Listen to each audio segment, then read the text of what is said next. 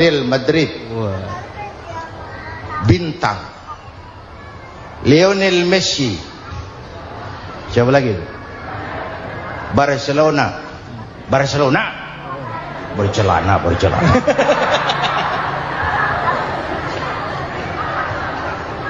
Michael Rooney, bintang Manchester United.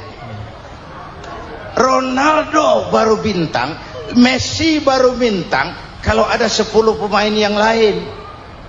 Bagaimanapun hebatnya Cristiano Ronaldo, kalau sendirian lawan satu kesebelasan, babak belur. Itulah kita, bangsa Indonesia. Kita satu kesebelasan, harus saling memperkuat. Ada bangsa kita ini yang jadi jaksa, ada yang jadi hakim, ada yang jadi polisi. Itu posisi penyerang tengah, kiri luar, kanan dalam, back, striker, kiper, posisi. Tapi sadar kita satu kesebelasan, Bung. Jangan bikin gol ke gawang sendiri. Kalau punya bola bagus, operan dong sama temannya. Yang bisa menciptakan gol, operan. Ada yang jadi pengusaha besar, bagus boleh. Punya untung besar, operan. Kasih masjid, kasih pesantren, operan. Ini kesebelasan kita kalau punya bola, pelitnya setengah mati, Pak. Nggak mau ngoper. Bawa sendiri, mending bikin gol. Enggak. Kita ini satu kesebelasan. Satu sama lain harus saling memperkuat. Bahwa ada penyerang tengah, itu si posisi. Tapi kalau memang peluang memungkinkan, ayo dong operan. Saya iri sama kesebelasan Nasrani di Indonesia. Mereka kalau punya bola, operannya cakep. Gereja cepat selesai, rumah sakit Kristen cepat selesai. Kenapa? Operannya bagus. Kita ini kalau punya bola bawa sendiri, nggak mau ngoper. Maka masjid nggak selesai-selesai. Madrasah banyak yang bocor. Rumah sakit Islam kalah bersaing. Kenapa? Operannya berat. Ayo menyadari kita ini timnas, satu kesebelasan. Jangan menjegal kawan seiring, kawan sendiri dijegal. Sudah musuh terlalu kuat, gawang sendiri dijebol. Akhirnya terbalik kita ini. Ujian terberat telah diberikan Allah kepada para anbiya, kemudian para aulia, kemudian para ulama. Summal amsal fal amsal, ke bawah dan ke bawah. Diuji setiap orang menurut kekuatannya berpegang kepada agama. Karena anak Melayu bilang, kalau takut dengan ombak, jangan berumah di tepi pantai. Kalau takut diterjang ombak, jangan berumah di tepi pantai. Kata ibu tadi, mau jadi pohon tinggi, harus berani ketiup angin. Makin tinggi pohonnya, makin keras anginnya. Takut angin, jangan jadi pohon tinggi, jadilah rumput. Nggak ditiup angin, tapi diinjak kebo. Apa yang nggak ada resikonya? Apa yang nggak ada resikonya? Semua nabi ada yang dihantam kekuasaan yang arogansi. Ibrahim berhadapan dengan Namrud. Musa berhadapan dengan Fir'aun. Ada yang diuji dengan berhadapan umat yang sangat kurang ajar. Ada yang diuji dengan gosip yang dahsyat. Nabi Yusuf digosipi sama Zulaikha itu. Nabi Yusuf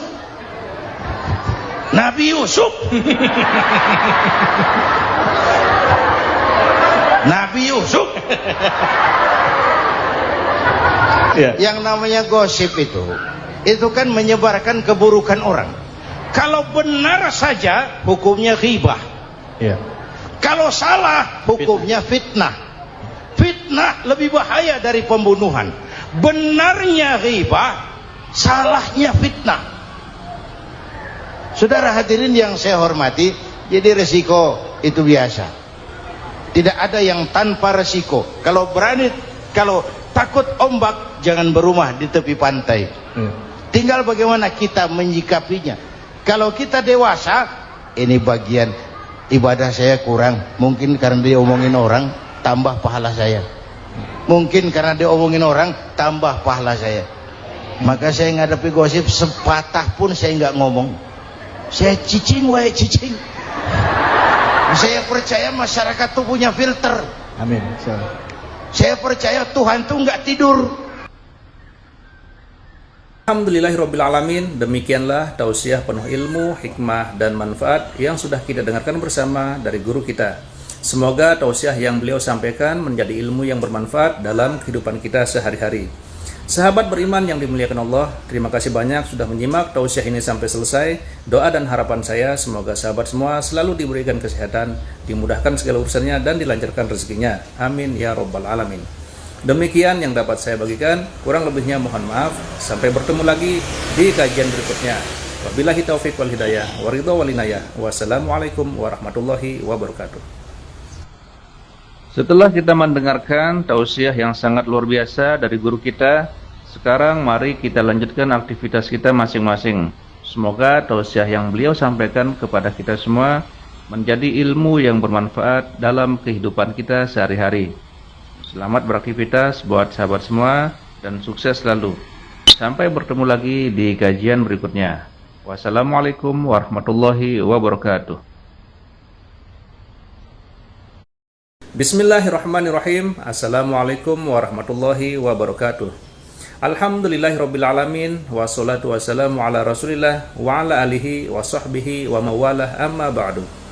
Sahabat beriman yang dirahmati Allah, alhamdulillah kita bertemu lagi di channel ini. Pada kesempatan yang berbahagia ini, mari sejenak kita luangkan waktu kita untuk bersama-sama menyimak tausiah yang sangat luar biasa yang akan disampaikan oleh guru kita. Tentunya banyak sekali ilmu, hikmah, dan manfaat yang bisa kita jadikan pelajaran dalam kehidupan kita sehari-hari. Penasaran siapa beliau? Mari kita simak bersama. Selamat mendengarkan.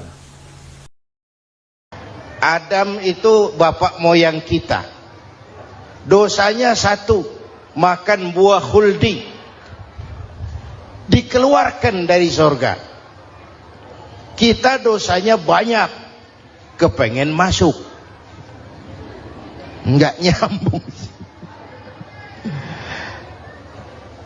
Hai Adam, dari tidak ada kamu saya adakan. Saya perintahkan tinggal di surga. Merasa sepi sendirian, saya ciptakan Siti Hawa supaya kamu tenang. Kamu boleh nikmati semuanya. Ini boleh, itu boleh, ini boleh, itu boleh. Makan, makanlah yang kau mau.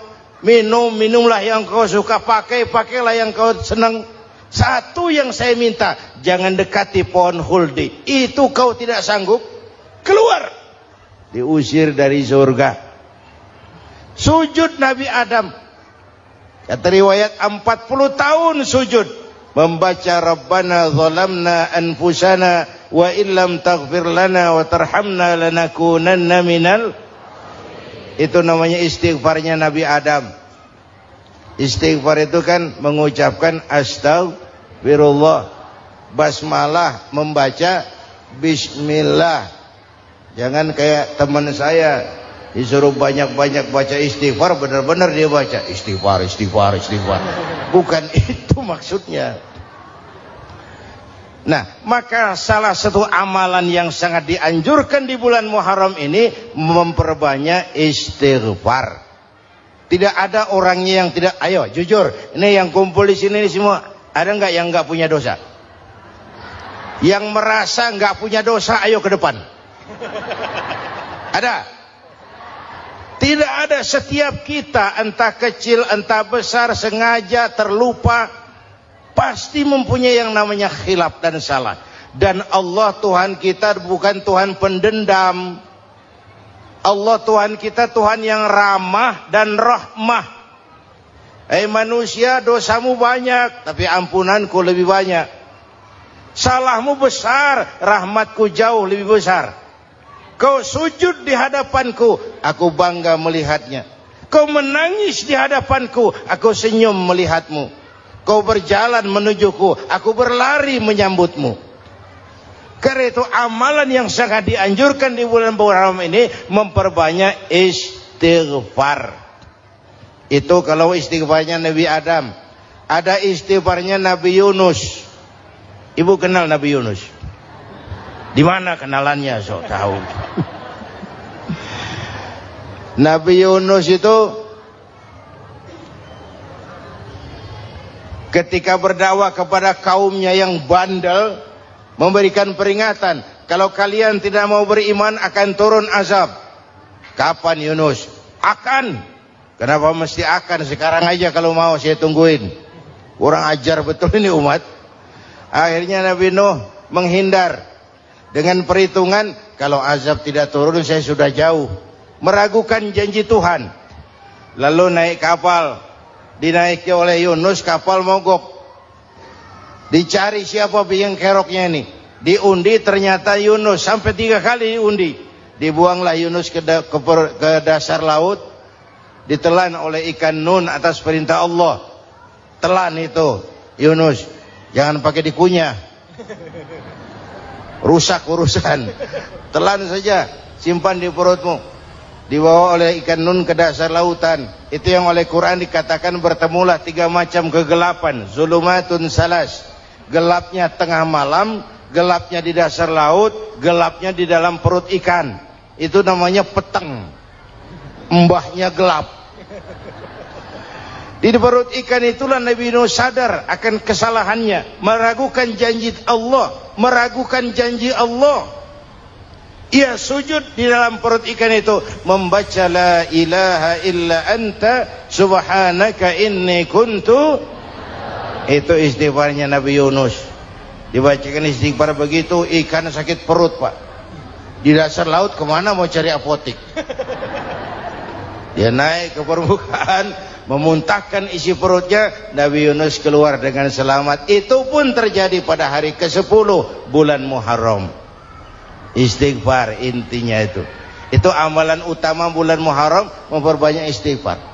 Allah selamatkan Nabi Nuh dari bahtera banjir yang luar biasa 10 Muharram. Allah selamatkan Nabi Ibrahim dari pembakaran Raja Namruz 10 Muharram. Setelah Nabi Ibrahim itu menghancurkan berhala-berhala, Abrahat pulang mau ibadah, lihat Tuhannya berantakan, marah besar. Siapa yang menghancurkan Tuhan-Tuhan kita ini? Ada yang lapor, kami lihat Ibrahim. Tangkap. Belum ada bukti, tangkap dulu yang penting. Bukti belakangan.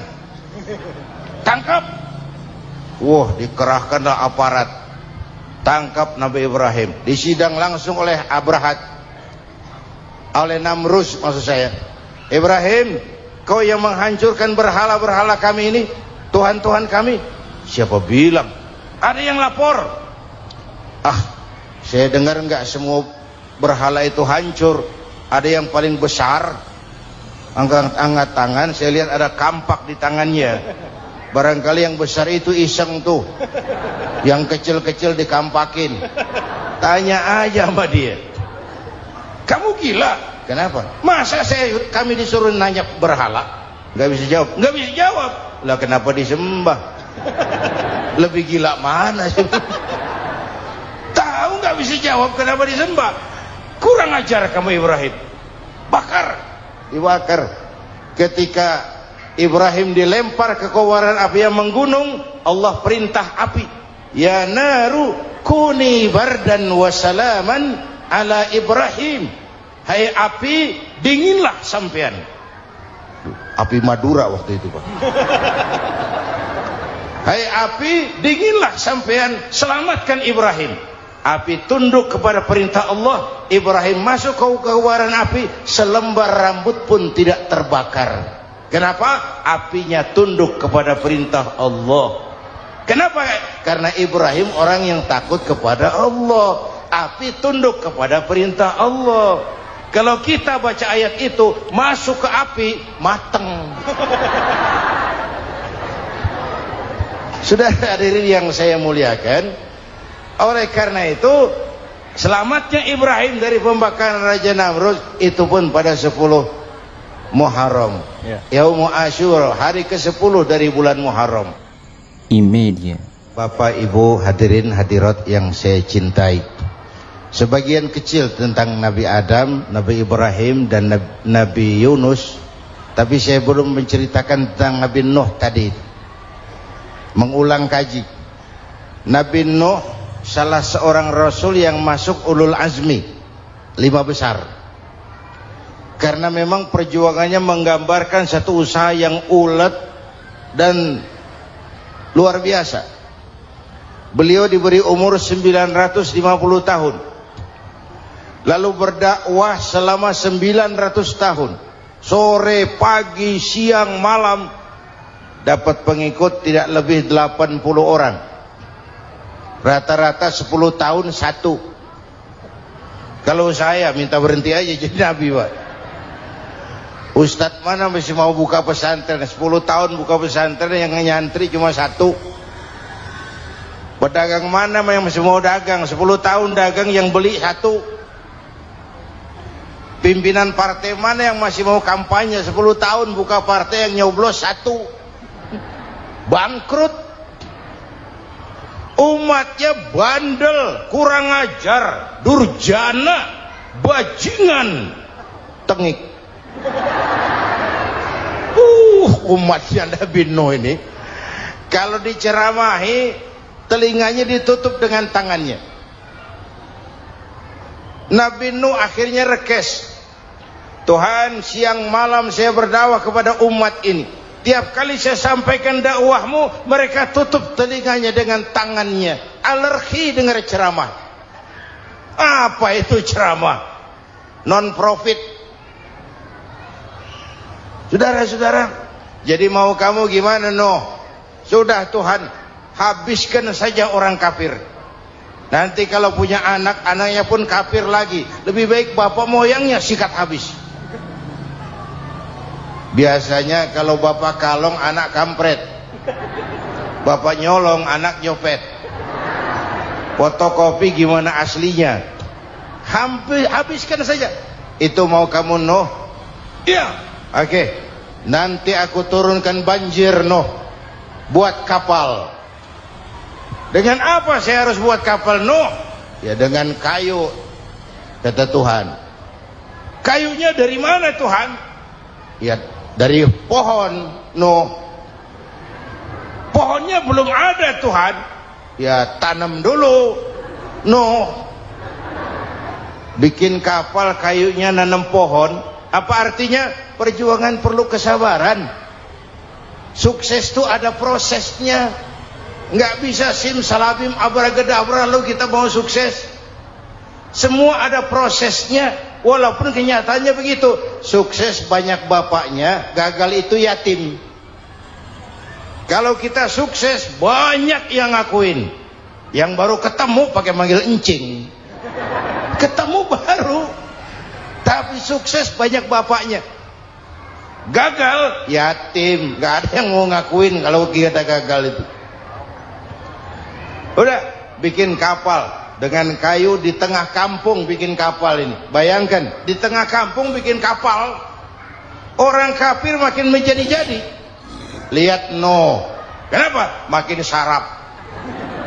Bikin kapal di tengah kampung, mau belayar kemana? Tuh lihat, kalau orang nggak tahu tujuan, mountain setengah jalan. Proses yang dinilai bukan finalnya. Ya kayak gitu kesimpulannya. Saya enaknya sendiri. Bikin kapal. Kapal mendekati selesai. Ini orang kafir rame-rame datang ke kapal Nuh. Mau apa? Buang najis. Sakit perut berangkat ke kapal Nabi Nuh. Nongkrong. Dapat 2-3 tumpuk pulang. Penuh lantai kapal dengan najis manusia. Inilah perjuangan. Bukan jalan raya lurus bertabur bunga di kanan kirinya. Banyak ondak dan duri, fitnah, caci maki, antipat, segala macam. Nuh. Ada orang tua dasar kafir, kurang ajar, sudah stroke berangkat juga ke kapal Nuh. Mau buang najis, pincang-pincang digotong orang. Selesai buang najis, dia bangun mau pulang, pegangan tiang kapal terpeleset jatuh di atas tumpukan najis. Terjadi keajaiban, yang struknya sembuh, lumpuhnya hilang, berangkat digotong-gotong pulang jalan gagah sekali. Tapi orang kampungnya heran, ente sudah sembuh? Sudah. Berobat di mana? Kok begitu paten? Di kapal Nuh.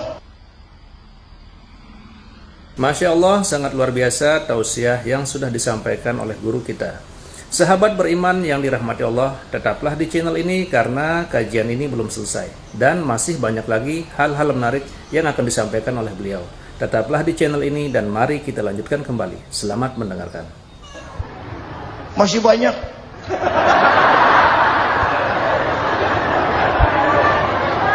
Yang berasa perlu obat bawa rantang. Ambil bersih lagi geladak kapal itu. Sudah selesai, Nuh? Selesai. Oke, kau orang yang beriman bersamamu, binatang serba sepasang, naik. Naik Nabi Nuh, naik orang beriman, naik binatang serba sepasang. Ini cikal bakal penyelamatan manusia, Pak. Naiklah orang beriman, sudah naik semua, Nabi Nuh kontrol. Ini contoh buat kita, kontrol.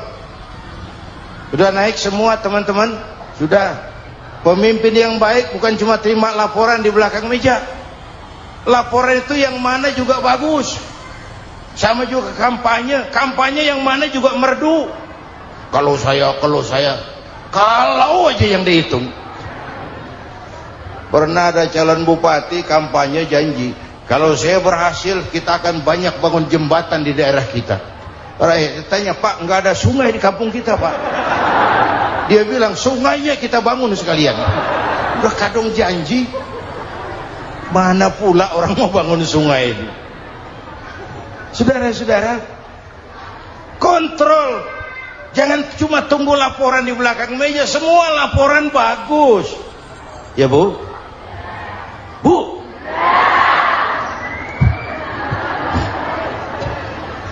Nabi Nuh kontrol. Sudah naik semua? Sudah, Nuh. Pulan bin Pulan naik. Naik, Nuh. Paimin bin Tukijo. Naik. Kami lihat naik. Ada orang Jawa juga, Kiai? Ada. Sudah kontrol. Kanan anak saya ikut nggak naik kapal? Kami tidak lihat itu, Nuh. Kanan. Ini potret. Bapaknya aktif ke masjid, ibunya rajin ke majelis taklim, anaknya keleleran kemana-mana. Bukan di sini, di Prancis. Udah di sini insya Allah sama.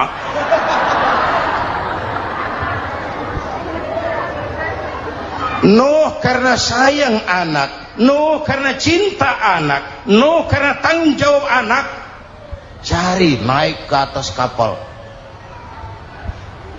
Lihat Kanaan, anak saya, nggak lihat, Nuh. Turun ke ruang bawah, periksa lagi. Mang, ayah Kanaan di dia. Jamaah Tasik ini rupanya di dalam. Tuh ayah, Mang. Ayah kemana ya budak ini? Turun ke bawah, tanya lagi. Ono Kanaan toh? Ora nano raketok. Rombongan Jawa Tengah naik ke atas buritan. Dari buritan kelihatan ternyata Kanaan tidak ikut naik kapal, kumpul di darat bersama orang kafir. Ini potret kita sekarang.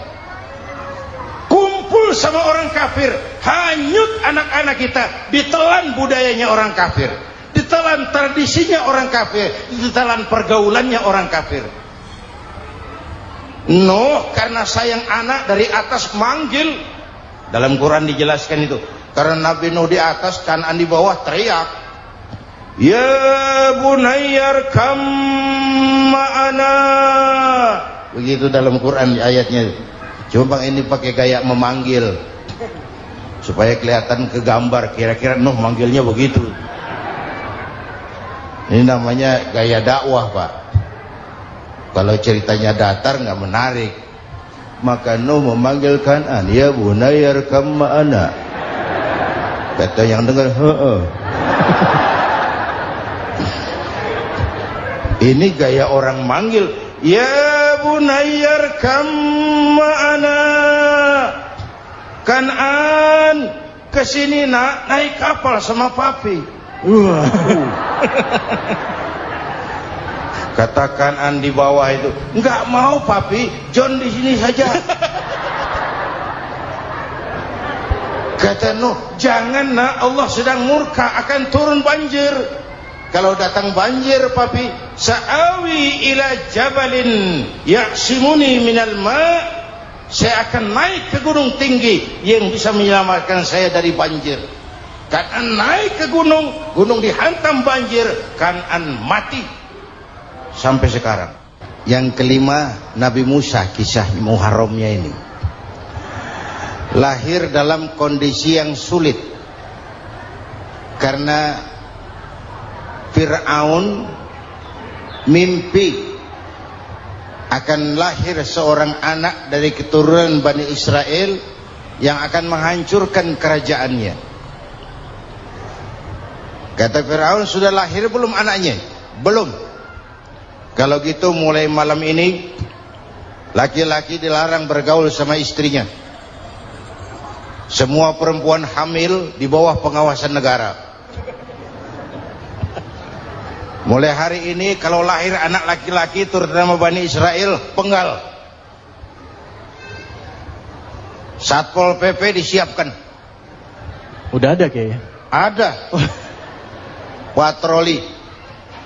Bayangkan, nah Fir'aun itu bikin undang-undang seenaknya sendiri. Apalagi merasa kekuasaannya dalam ancaman. Penguasa manapun kalau merasa dalam ancaman, panik. Padahal kekuasaan itu kayak harimau. Makin lama ditaiki, makin sulit turun.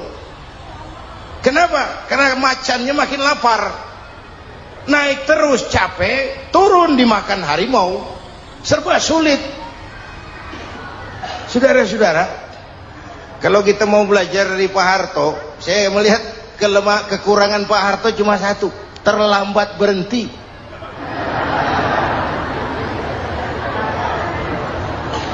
Terlambat berhenti. Di sekelilinginya banyak tukang-tukang jilat, tukang-tukang semir. Pak, kalau tidak ada bapak kami bagaimana Pak?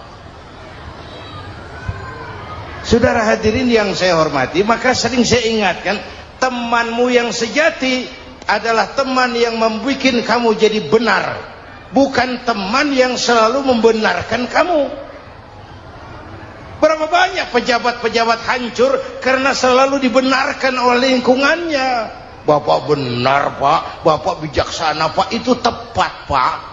Benar. Buang angin pun kata kelilingnya, oh Bapak sehat. Temanmu yang sejati, teman yang bikin kamu jadi benar, bukan teman yang selalu membenarkan kamu. Bapak Ibu hadirin yang saya hormati, tapi kehendak Allah terjadi. Lahirlah Musa. Bayinya dihanyutkan di sungai Nil. Bayi sudah menderita, dihanyutkan di sungai Nil. Dan akhirnya besar di lingkungan istana Fir'aun. Diriwayat oleh Ratu Aisyah, perempuan Fir'aun.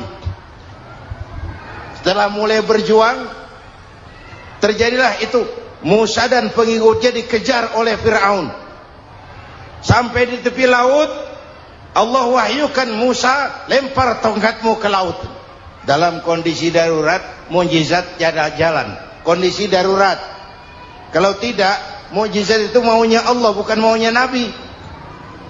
Nabi nggak kuasa. Allah yang mau. Tapi hidup Nabi bukan mukjizat, manusiawi. Tidak mentang-mentang ada mukjizat tongkat, tiap sulit main tongkat. Nggak usah berjuang kalau begitu. Itu darurat menyelamatkan umat. Tongkat dilempar ke laut, laut terbelah. Laut terbelah. Itu secara visualnya bisa kita lihat dalam film The Ten Commandment. Udah nonton belum? Urusan nonton kalah sama Ustadz bagaimana sih? Ten Commandment, 10 firman Tuhan. Tekniknya bagus loh. Bagaimana laut terbelah, Musa lewat, Fir'aun mengejar. Musa sampai di ujung sana, Fir'aun masih di sama tengah perjalanan. Laut nutup kembali. Laut menutup kembali, Fir'aun tenggelam, cengap-cengap di lautan. Begitu nafas sampai di tenggorokan, Fir'aun sambil cengap-cengap itu, amantu bi Rabbi Musa wa Harun. Duh, kalau begini mah saya juga percaya sama Tuhannya Musa. Malaikat maut jengkel, goblok loh, terlambat sekarang, ditenggelamin terus, modar. Musa selamat, Fir'aun mati, jenazahnya, jasadnya terdampar di pinggir laut. Beberapa waktu kemudian ditemukan orang, dimumi, dibalsem, diawetkan. Itu sesuai janji Quran, wa kadzalika nunajjika bi badanika litakuna liman khalfaka ayah. Kami selamatkan badan kamu agar jadi pelajaran bagi orang-orang sesudah kamu nanti. Janji Quran tepat. Janji itu 14 abad yang lalu. Jasad Fir'aun ditemukan, dimumi, diawetkan, dibalsem di bawah nama Pharao Ramses II. Sekarang tersimpan di Museum Negara di Mesir. Kapan-kapan nanti ibu main ke Mesir, mampir. Naik ojek paling berapa itu? Oh, orangnya tinggi, hidungnya mancung, pokoknya pantaslah jadi Fir'aun. Selamatnya Musa di kejaran Fir'aun di ujung sana itu terjadi pada hari ke-10 bulan Muharram, yang oleh orang Nasrani diperingati dengan hari raya Paskah. Mereka melaksanakan puasa, mensyukuri nikmat keselamatan dari kejaran Fir'aun. Makanya kalau kita ikut puasa di bulan Muharram, bukan mengikuti syariatnya Nasrani, salah. Karena Nabi mengajarkan, itu sumbernya, bukan ikutan sama ibadahnya Israel. Tapi memang agama ini kan merupakan mata rantai. Datang Rasul baru melengkapi Rasul sebelumnya, datang Rasul baru melengkapi Rasul sebelumnya. Mata rantai yang berkaitan. Setelah Muhammad selesai, selesailah tugas Nabi dan Rasul. Selesailah misi Nabi dan Rasul. Tidak ada Nabi lagi sesudah Nabi Muhammad. Itu harga mati, titik. Gak ada kompromi. Siapapun sekarang ini nggak datang ngaku jadi Nabi, wajib tidak percaya. Wajib tidak percaya. Tapi kaitannya memang, kita bilang Nasrani, orang bahasa Arab, bahasa Ibraninya Nazaret, Nasiroh, Nazaret. Itu beda dialek. Kita Daud, dia David.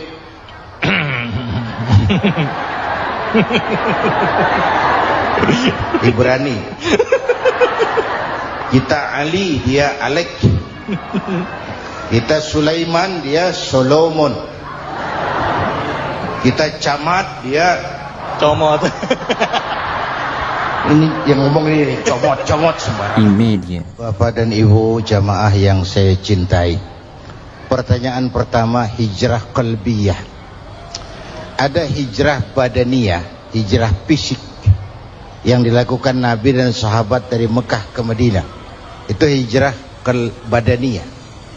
Ada hijrah qalbiyah, hijrah hati. Dan ini yang kita perlukan sekarang. Karena refleksinya akan membias kepada alur kehidupan. Kalau hati kita mau berhijrah, fisik akan ngikuti. Hijrah dari tempat, dari malas ibadah menjadi rajin ibadah. Hijrah dari maksiat kepada yang ma'ruf, dari berpecah belah menjadi bersatu.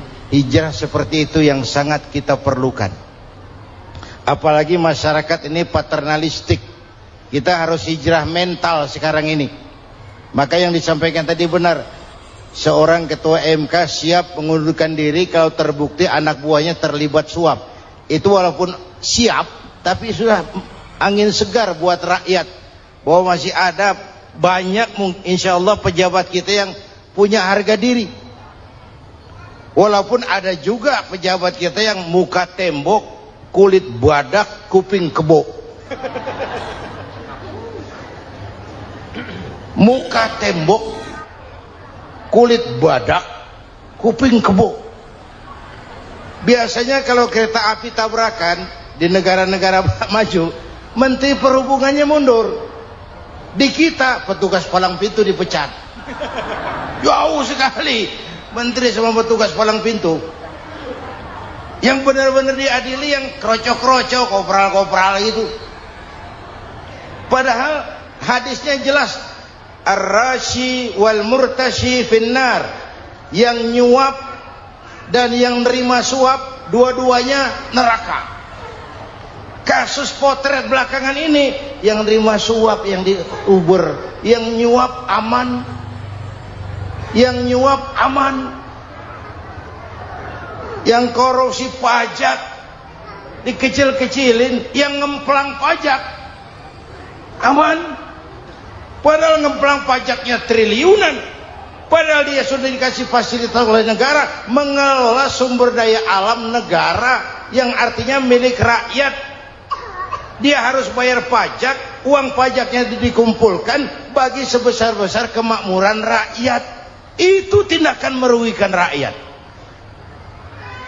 Karena itu betul, saya setuju, hijrah qalbi yang perlu kita lakukan sekarang. Hijrah hati. Kita ini bangsa Indonesia, seperti timnas. Timnas sekarang anak-anak muda sudah berani pakai baju PSSI. Iya. Kenapa? Menang. Coba kalau kalah terus, nanti menang. Tapi bangsa Indonesia itu memang seperti timnas, namanya kesebelasan. 11 orang. Walaupun ada pemain bintang, ya ada presiden, gubernur, menteri, itu bintang-bintang. Tapi bintang baru ada artinya kalau dibantu 10 pemain yang lain. Cristiano Ronaldo, siapa itu? Penyerang tengah Real Madrid, bintang. Lionel Messi, siapa lagi? Barcelona, bercelana.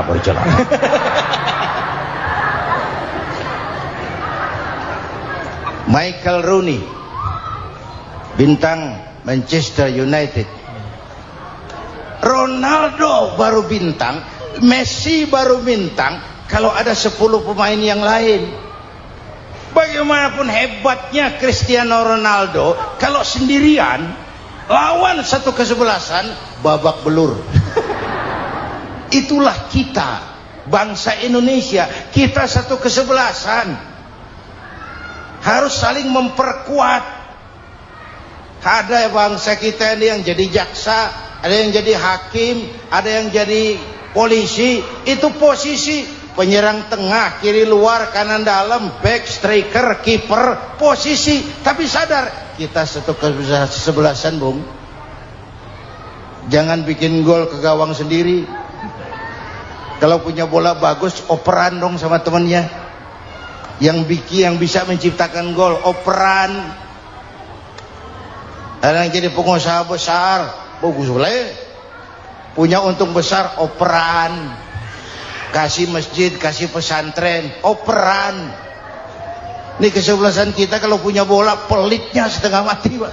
Nggak mau ngoper. Bawa sendiri, mending bikin gol. Enggak. Kita ini satu kesebelasan, satu sama lain harus saling memperkuat. Bahwa ada penyerang tengah, itu si posisi. Tapi kalau memang peluang memungkinkan, ayo dong operan. Saya iri sama kesebelasan Nasrani di Indonesia. Mereka kalau punya bola, operannya cakep. Gereja cepat selesai, rumah sakit Kristen cepat selesai. Kenapa? Operannya bagus. Kita ini kalau punya bola bawa sendiri, nggak mau ngoper, maka masjid nggak selesai-selesai. Madrasah banyak yang bocor, rumah sakit Islam kalah bersaing. Kenapa? Operannya berat. Ayo menyadari kita ini timnas, satu kesebelasan. Jangan menjegal kawan seiring, kawan sendiri dijegal. Iya. Sudah musuh terlalu kuat, gawang sendiri dijebol. Akhirnya terbalik kita ini. Ujian terberat telah diberikan Allah kepada para anbiya, kemudian para aulia, kemudian para ulama.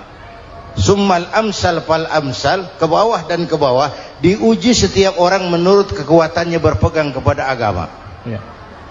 Kalau karena anak Melayu bilang, kalau takut dengan ombak, jangan berumah di tepi pantai. Iya.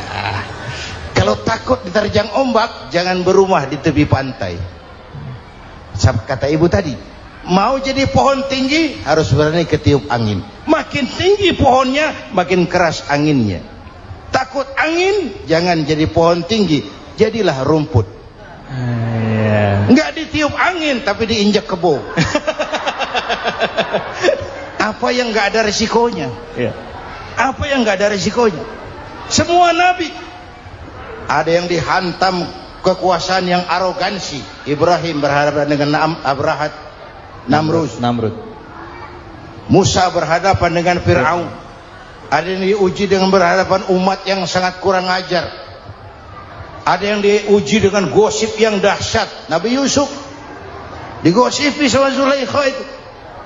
Nabi Yusuf Nabi Yusuf.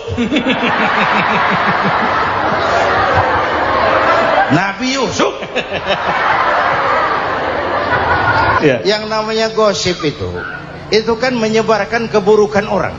Kalau benar saja hukumnya ghibah. Kalau salah hukumnya fitnah. Fitnah lebih bahaya dari pembunuhan. Benarnya ghibah, salahnya fitnah. Saudara hadirin yang saya hormati, jadi resiko itu biasa. Tidak ada yang tanpa resiko. Kalau takut ombak, jangan berumah di tepi pantai. Tinggal bagaimana kita menyikapinya. Kalau kita dewasa, ini bagian ibadah saya kurang. Mungkin karena dia omongin orang, tambah pahala saya. Mungkin karena dia omongin orang, tambah pahala saya. Maka saya ngadapi gosip, sepatah pun saya nggak ngomong. Saya cicing. Saya percaya masyarakat itu punya filter. Amin. Saya percaya Tuhan itu nggak tidur. Alhamdulillahirrabbilalamin. Demikianlah tausiah penuh ilmu, hikmah, dan manfaat yang sudah kita dengarkan bersama dari guru kita. Semoga tausiah yang beliau sampaikan menjadi ilmu yang bermanfaat dalam kehidupan kita sehari-hari. Sahabat beriman yang dimuliakan Allah, terima kasih banyak sudah menyimak tausiah ini sampai selesai. Doa dan harapan saya semoga sahabat semua selalu diberikan kesehatan, dimudahkan segala urusannya, dan dilancarkan rezekinya. Amin ya rabbal alamin. Demikian yang dapat saya bagikan, kurang lebihnya mohon maaf. Sampai bertemu lagi di kajian berikutnya. Wabillahi taufiq wal hidayah, waridho wal inayah. Wassalamualaikum warahmatullahi wabarakatuh. Setelah kita mendengarkan tausiah yang sangat luar biasa dari guru kita, sekarang mari kita lanjutkan aktivitas kita masing-masing. Semoga tausiah yang beliau sampaikan kepada kita semua menjadi ilmu yang bermanfaat dalam kehidupan kita sehari-hari. Selamat beraktivitas buat sahabat semua dan sukses selalu. Sampai bertemu lagi di kajian berikutnya. Wassalamualaikum warahmatullahi wabarakatuh. Bismillahirrahmanirrahim. Assalamualaikum warahmatullahi wabarakatuh. Alhamdulillahirrabbilalamin. Wassalatu wassalamu ala rasulillah wa ala alihi wa sahbihi wa mawalah, amma ba'du. Sahabat beriman yang dirahmati Allah, alhamdulillah kita bertemu lagi di channel ini. Pada kesempatan yang berbahagia ini, mari sejenak kita luangkan waktu kita untuk bersama-sama menyimak tausiah yang sangat luar biasa yang akan disampaikan oleh guru kita. Tentunya banyak sekali ilmu, hikmah, dan manfaat yang bisa kita jadikan pelajaran dalam kehidupan kita sehari-hari. Penasaran siapa beliau? Mari kita simak bersama. Selamat mendengarkan. Adam itu bapak moyang kita. dosanya satu, makan buah khuldi, dikeluarkan dari surga. Kita dosanya banyak, kepengen masuk, enggak nyambung. Hai Adam, dari tidak ada kamu saya adakan. Saya perintahkan tinggal di surga. Merasa sepi sendirian, saya ciptakan Siti Hawa supaya kamu tenang. Kamu boleh nikmati semuanya. Ini boleh, itu boleh, ini boleh, itu boleh. Makan, makanlah yang kau mau. Minum, minumlah yang kau suka. Pakai, pakailah yang kau senang. Satu yang saya minta, jangan dekati pohon khuldi. Itu kau tidak sanggup, keluar. Diusir dari surga.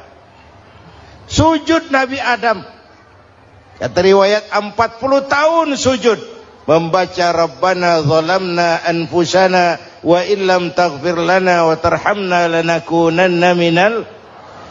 Itu namanya istighfarnya Nabi Adam. Istighfar itu kan mengucapkan astagfirullah, basmalah, membaca bismillah. Jangan kayak teman saya disuruh banyak-banyak baca istighfar, benar-benar dia baca istighfar, istighfar, istighfar. Bukan itu maksudnya. Nah, maka salah satu amalan yang sangat dianjurkan di bulan Muharram ini memperbanyak istighfar. Tidak ada orangnya yang tidak. Ayo jujur, ini yang kumpul di sini ini semua, ada nggak yang nggak punya dosa? Yang merasa nggak punya dosa, ayo ke depan. Ada? Tidak ada. Setiap kita, entah kecil entah besar, sengaja terlupa, pasti mempunyai yang namanya khilaf dan salah. Dan Allah Tuhan kita bukan Tuhan pendendam. Allah Tuhan kita Tuhan yang ramah dan rahmah. Manusia, dosamu banyak, tapi ampunanku lebih banyak. Salahmu besar, rahmatku jauh lebih besar. Kau sujud di hadapanku, aku bangga melihatnya. Kau menangis di hadapanku, aku senyum melihatmu. Kau berjalan menujuku, aku berlari menyambutmu. Karena itu amalan yang sangat dianjurkan di bulan Muharram ini memperbanyak istighfar. Itu kalau istighfarnya Nabi Adam. Ada istighfarnya Nabi Yunus. Ibu kenal Nabi Yunus? Di mana kenalannya? Sok tahu. Nabi Yunus itu ketika berdakwah kepada kaumnya yang bandel, memberikan peringatan, kalau kalian tidak mau beriman akan turun azab. Kapan Yunus? Akan. Kenapa mesti akan? Sekarang aja kalau mau, saya tungguin. Kurang ajar betul ini umat. Akhirnya Nabi Nuh menghindar dengan perhitungan, kalau azab tidak turun saya sudah jauh. Meragukan janji Tuhan. Lalu naik kapal, dinaiki oleh Yunus, kapal mogok. Dicari siapa biang keroknya ini. Diundi, ternyata Yunus. Sampai 3 kali diundi. Dibuanglah Yunus ke dasar laut. Ditelan oleh ikan Nun atas perintah Allah. Telan itu Yunus. Jangan pakai dikunyah, rusak urusan. Telan saja, simpan di perutmu. Dibawa oleh ikan Nun ke dasar lautan. Itu yang oleh Quran dikatakan bertemulah 3 macam kegelapan. Zulumatun salas. Gelapnya tengah malam, gelapnya di dasar laut, gelapnya di dalam perut ikan. Itu namanya peteng. Mbahnya gelap. Di perut ikan itulah Nabi Nuh sadar akan kesalahannya, meragukan janji Allah, meragukan janji Allah. Ia sujud di dalam perut ikan itu, membaca la ilaha illa anta subhanaka inni kuntu. Itu istighfarnya Nabi Yunus. Dibacakan istighfar begitu, ikan sakit perut pak. Di dasar laut kemana mau cari apotik? Dia naik ke permukaan, memuntahkan isi perutnya. Nabi Yunus keluar dengan selamat. Itu pun terjadi pada hari ke-10 bulan Muharram. Istighfar intinya itu. Itu amalan utama bulan Muharram, memperbanyak istighfar.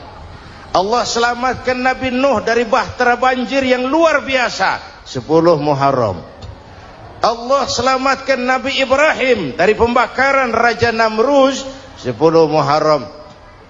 Setelah Nabi Ibrahim itu menghancurkan berhala-berhala, Abrahat pulang mau ibadah, lihat Tuhannya berantakan, marah besar. Siapa yang menghancurkan Tuhan-Tuhan kita ini? Ada yang lapor, kami lihat Ibrahim. Tangkap. Belum ada bukti, tangkap dulu yang penting, bukti belakangan. Tangkap.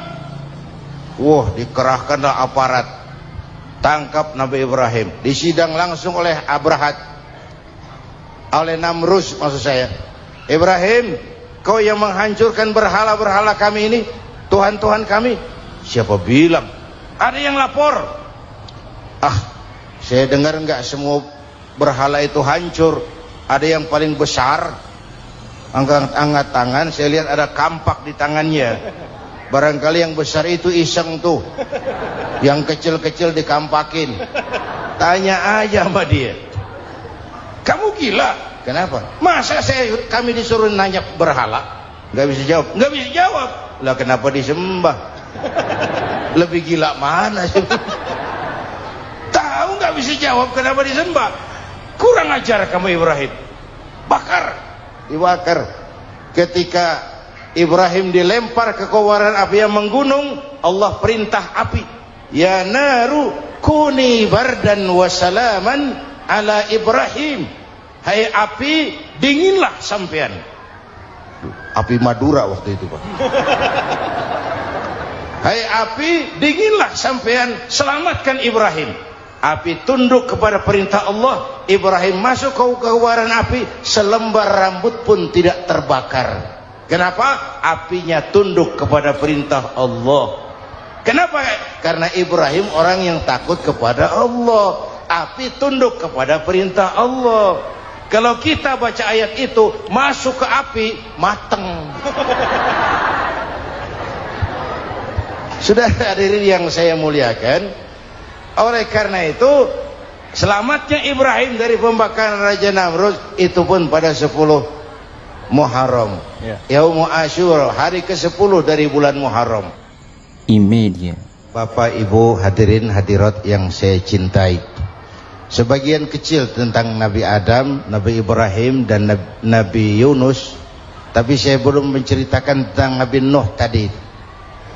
Mengulang kaji, Nabi Nuh salah seorang rasul yang masuk ulul azmi 5 besar, karena memang perjuangannya menggambarkan satu usaha yang ulet dan luar biasa.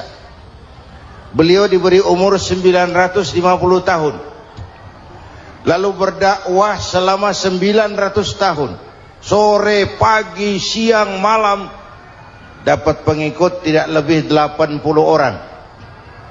Rata-rata 10 tahun satu. Kalau saya minta berhenti aja jadi nabi, Pak.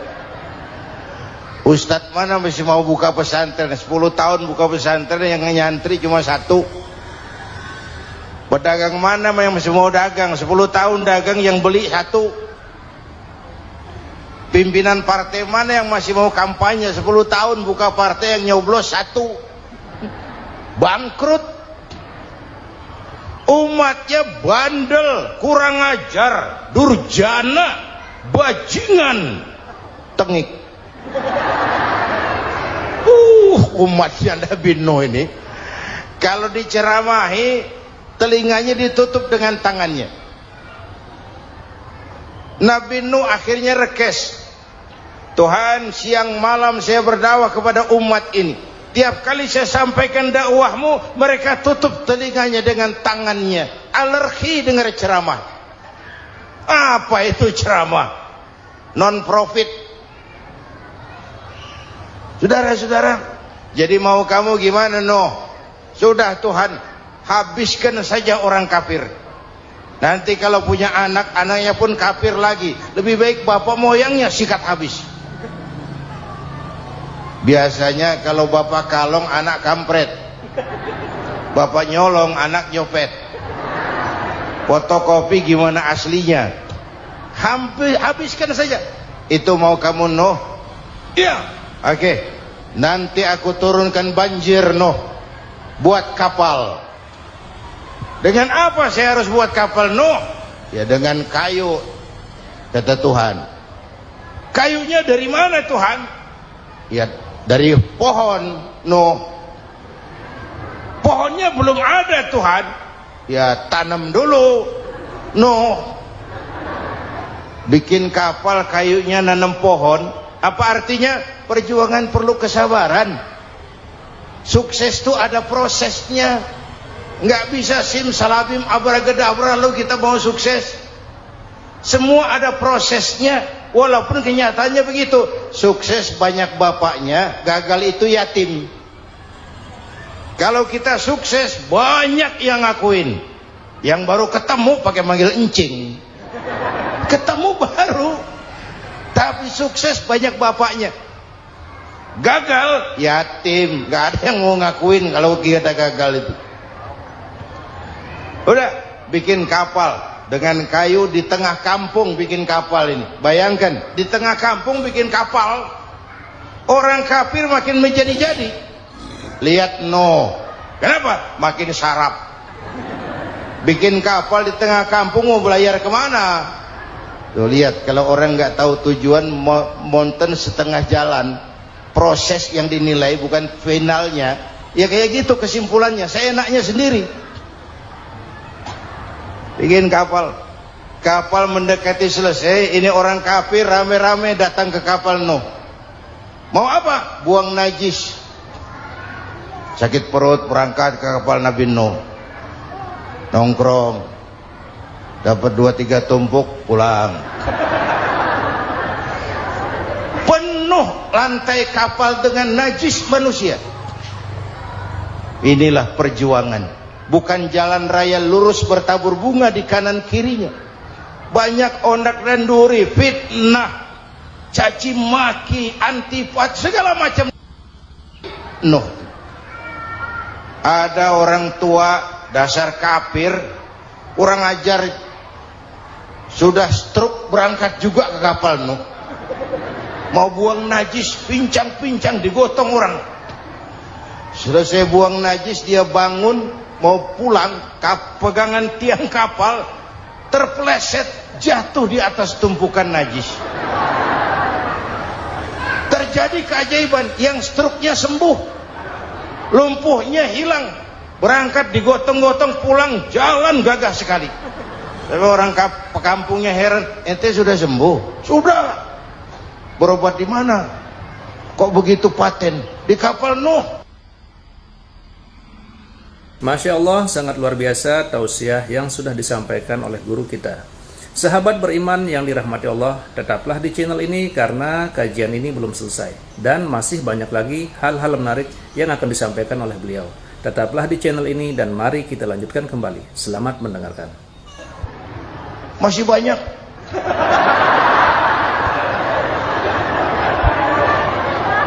Yang berasa perlu obat bawa rantang. Ambil bersih lagi geladak kapal itu. Sudah selesai Nuh?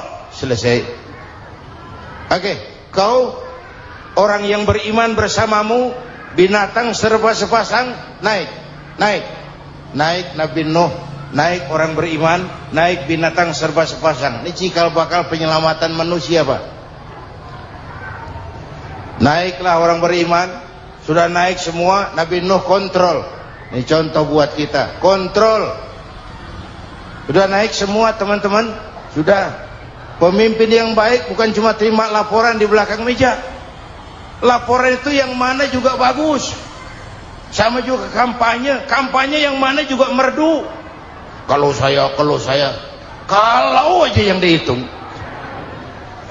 Pernah ada calon bupati kampanye janji, kalau saya berhasil kita akan banyak bangun jembatan di daerah kita. Rakyat tanya, Pak, nggak ada sungai di kampung kita, Pak. Dia bilang, sungainya kita bangun sekalian. Udah kadung janji, mana pula orang mau bangun sungai ini. Saudara-saudara, kontrol. Jangan cuma tunggu laporan di belakang meja, semua laporan bagus. Ya Bu? Bu?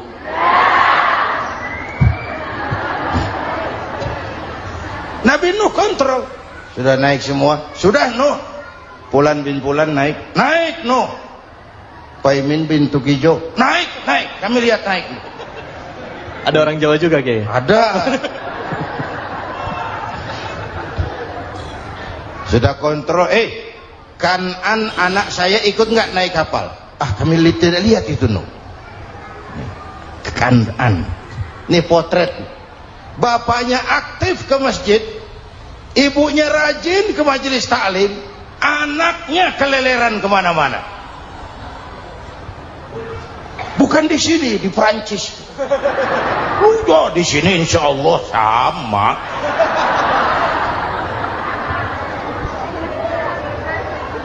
Nuh karena sayang anak, Nuh karena cinta anak, Nuh karena tanggung jawab anak, cari naik ke atas kapal.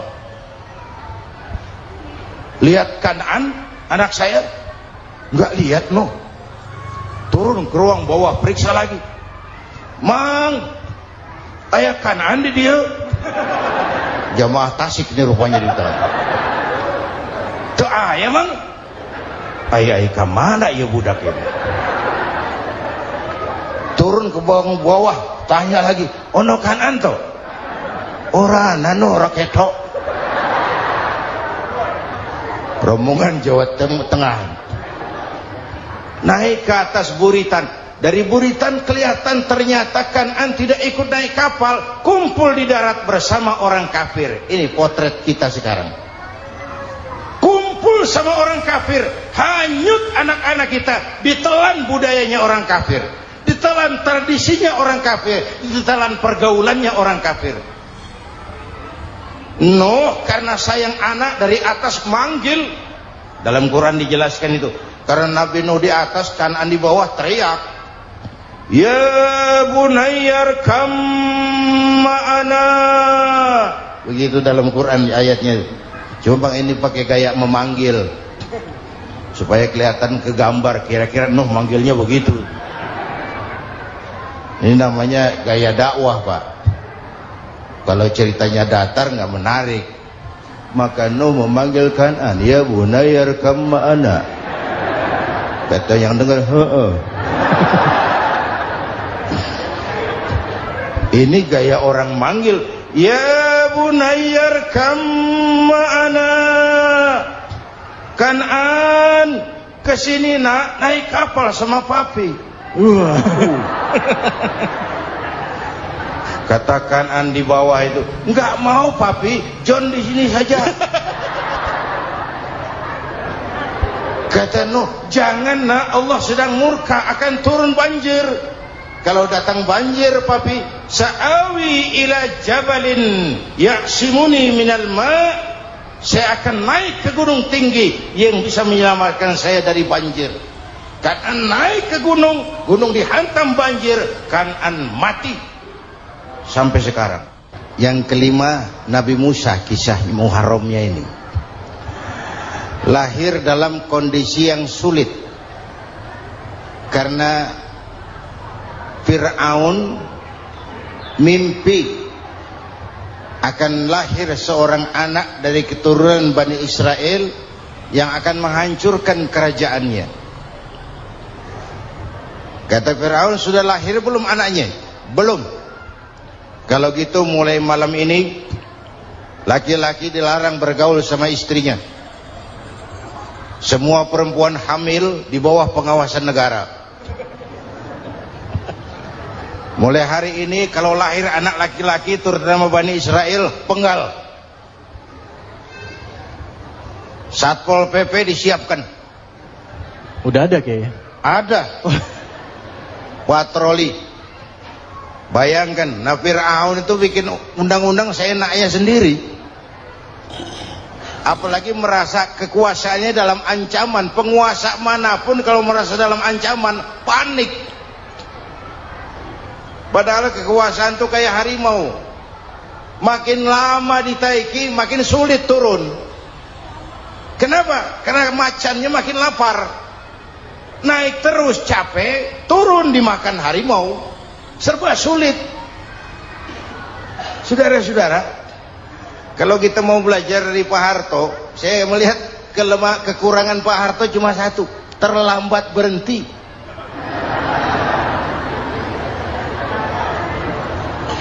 Terlambat berhenti. Di sekelilinginya banyak tukang-tukang jilat, tukang-tukang semir. Pak, kalau tidak ada Bapak kami bagaimana, Pak? Saudara hadirin yang saya hormati, maka sering saya ingatkan, temanmu yang sejati adalah teman yang membuat kamu jadi benar, bukan teman yang selalu membenarkan kamu. Berapa banyak pejabat-pejabat hancur karena selalu dibenarkan oleh lingkungannya. Bapak benar, Pak. Bapak bijaksana, Pak. Itu tepat, Pak. Benar. Buang angin pun kata kelilingnya, oh Bapak sehat. Temanmu yang sejati, teman yang bikin kamu jadi benar, bukan teman yang selalu membenarkan kamu. Bapak Ibu hadirin yang saya hormati, tapi kehendak Allah terjadi. Lahirlah Musa. Bayinya dihanyutkan di sungai Nil. Bayi sudah menderita, dihanyutkan di sungai Nil, dan akhirnya besar di lingkungan istana Fir'aun. Diriwayat oleh Ratu Aisyah, perempuan Fir'aun, setelah mulai berjuang, terjadilah itu. Musa dan pengikutnya dikejar oleh Fir'aun. Sampai di tepi laut, Allah wahyukan, Musa, lempar tongkatmu ke laut. Dalam kondisi darurat, mukjizat tiada jalan.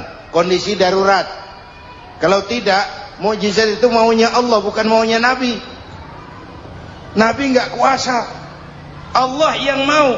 Tapi hidup Nabi bukan mukjizat, manusiawi.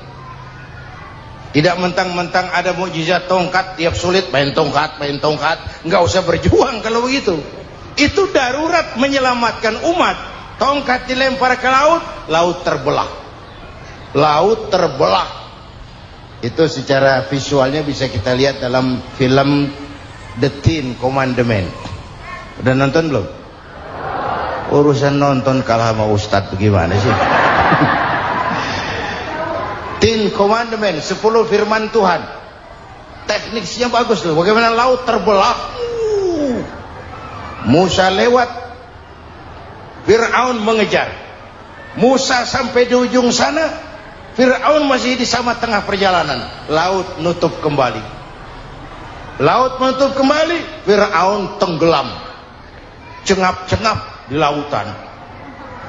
Begitu nafas sampai di tenggorokan, Fir'aun sambil cengap-cengap itu, amantu bi Rabbi Musa wa Harun. Duh, kalau begini mah saya juga percaya sama Tuhannya Musa. Malaikat maut jengkel, goblok loh, terlambat sekarang, ditenggelamin terus, modar. Musa selamat, Fir'aun mati, jenazahnya, jasadnya terdampar di pinggir laut. Beberapa waktu kemudian ditemukan orang, dimumi, dibalsem, diawetkan. Itu sesuai janji Quran, wa kadzalika nunajjika bi badanika litakuna liman khalfaka ayah. Kami selamatkan badan kamu agar jadi pelajaran bagi orang-orang sesudah kamu nanti. Janji Quran tepat. Janji itu 14 abad yang lalu. Jasad Fir'aun ditemukan, dimumi, diawetkan, dibalsem di bawah nama Pharao Ramses II. Sekarang tersimpan di Museum Negara di Mesir. Kapan-kapan nanti ibu main ke Mesir, mampir. Naik ojek paling berapa itu? Oh, orangnya tinggi, hidungnya mancung, pokoknya pantaslah jadi Fir'aun. Selamatnya Musa di kejaran Fir'aun di ujung sana itu terjadi pada hari ke-10 bulan Muharram, yang oleh orang Nasrani diperingati dengan hari raya Paskah. Mereka mereka melaksanakan puasa, mensyukuri nikmat keselamatan dari kejaran Fir'aun. Makanya kalau kita ikut puasa di bulan Muharram bukan mengikuti syariatnya Nasrani, salah. Karena Nabi mengajarkan, itu sumbernya. Bukan ikutan sama ibadahnya Israel. Tapi memang agama ini kan merupakan mata rantai. Datang Rasul baru melengkapi Rasul sebelumnya, datang Rasul baru melengkapi Rasul sebelumnya. Mata rantai yang berkaitan. Setelah Muhammad selesai, selesailah tugas Nabi dan Rasul. Selesailah misi Nabi dan Rasul. Tidak ada Nabi lagi sesudah Nabi Muhammad. Itu harga mati, titik. Gak ada kompromi. Siapapun sekarang ini nggak datang ngaku jadi Nabi, wajib tidak percaya. Wajib tidak percaya. Tapi kaitannya memang kita bilang Nasrani, orang bahasa Arab, bahasa Ibraninya Nazaret, Nasiroh, Nazaret. Itu beda dialek. Kita Daud, dia David.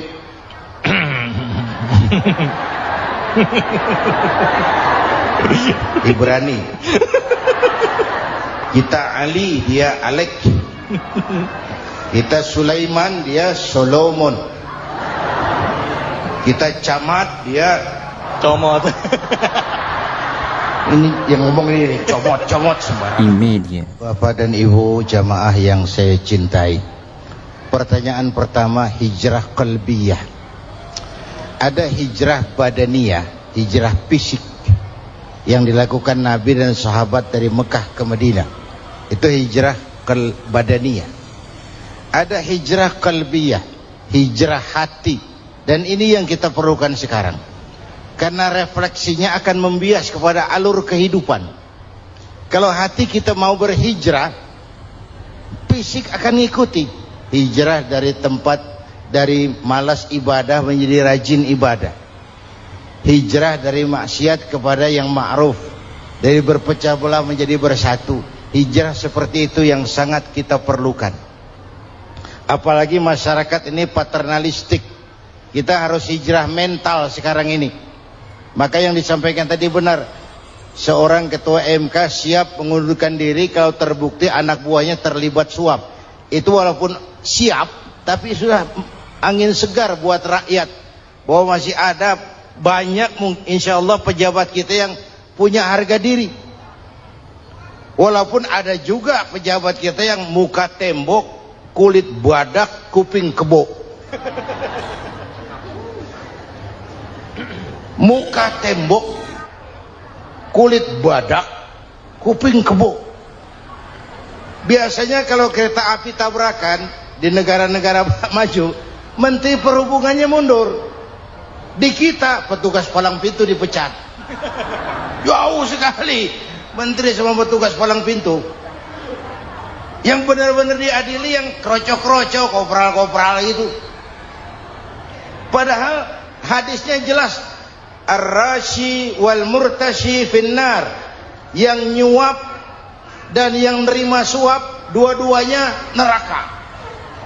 Kasus potret belakangan ini, yang nerima suap yang diuber, yang nyuap aman, yang nyuap aman, yang korupsi pajak dikecil-kecilin, yang ngemplang pajak aman. Padahal ngemplang pajaknya triliunan.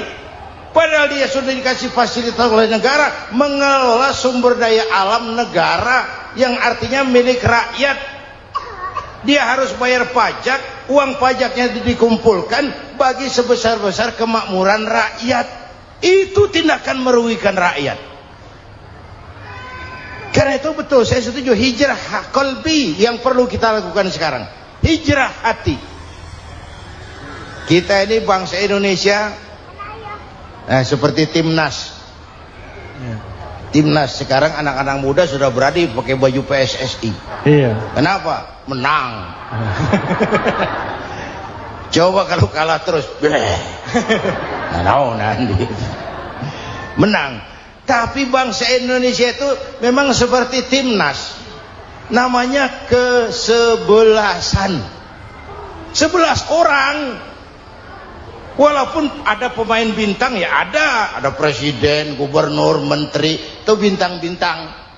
Tapi bintang baru ada artinya kalau dibantu 10 pemain yang lain.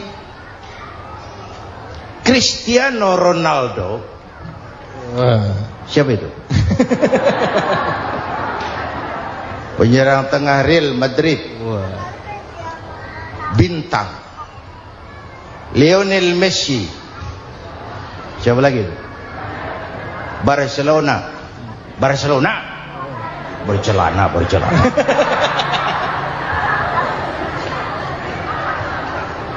Michael Rooney, bintang Manchester United. Ronaldo baru bintang, Messi baru bintang kalau ada 10 pemain yang lain. Bagaimanapun hebatnya Cristiano Ronaldo, kalau sendirian lawan satu kesebelasan, babak belur. Itulah kita, bangsa Indonesia. Kita satu kesebelasan, harus saling memperkuat. Ada bangsa kita ini yang jadi jaksa, ada yang jadi hakim, ada yang jadi polisi. Itu posisi penyerang tengah, kiri luar, kanan dalam, back, striker, kiper, posisi. Tapi sadar, kita satu kesebelasan, Bung. Jangan bikin gol ke gawang sendiri. Kalau punya bola bagus, operan dong sama temannya. Yang bisa menciptakan gol, operan. Ada yang jadi pengusaha besar, bagus boleh.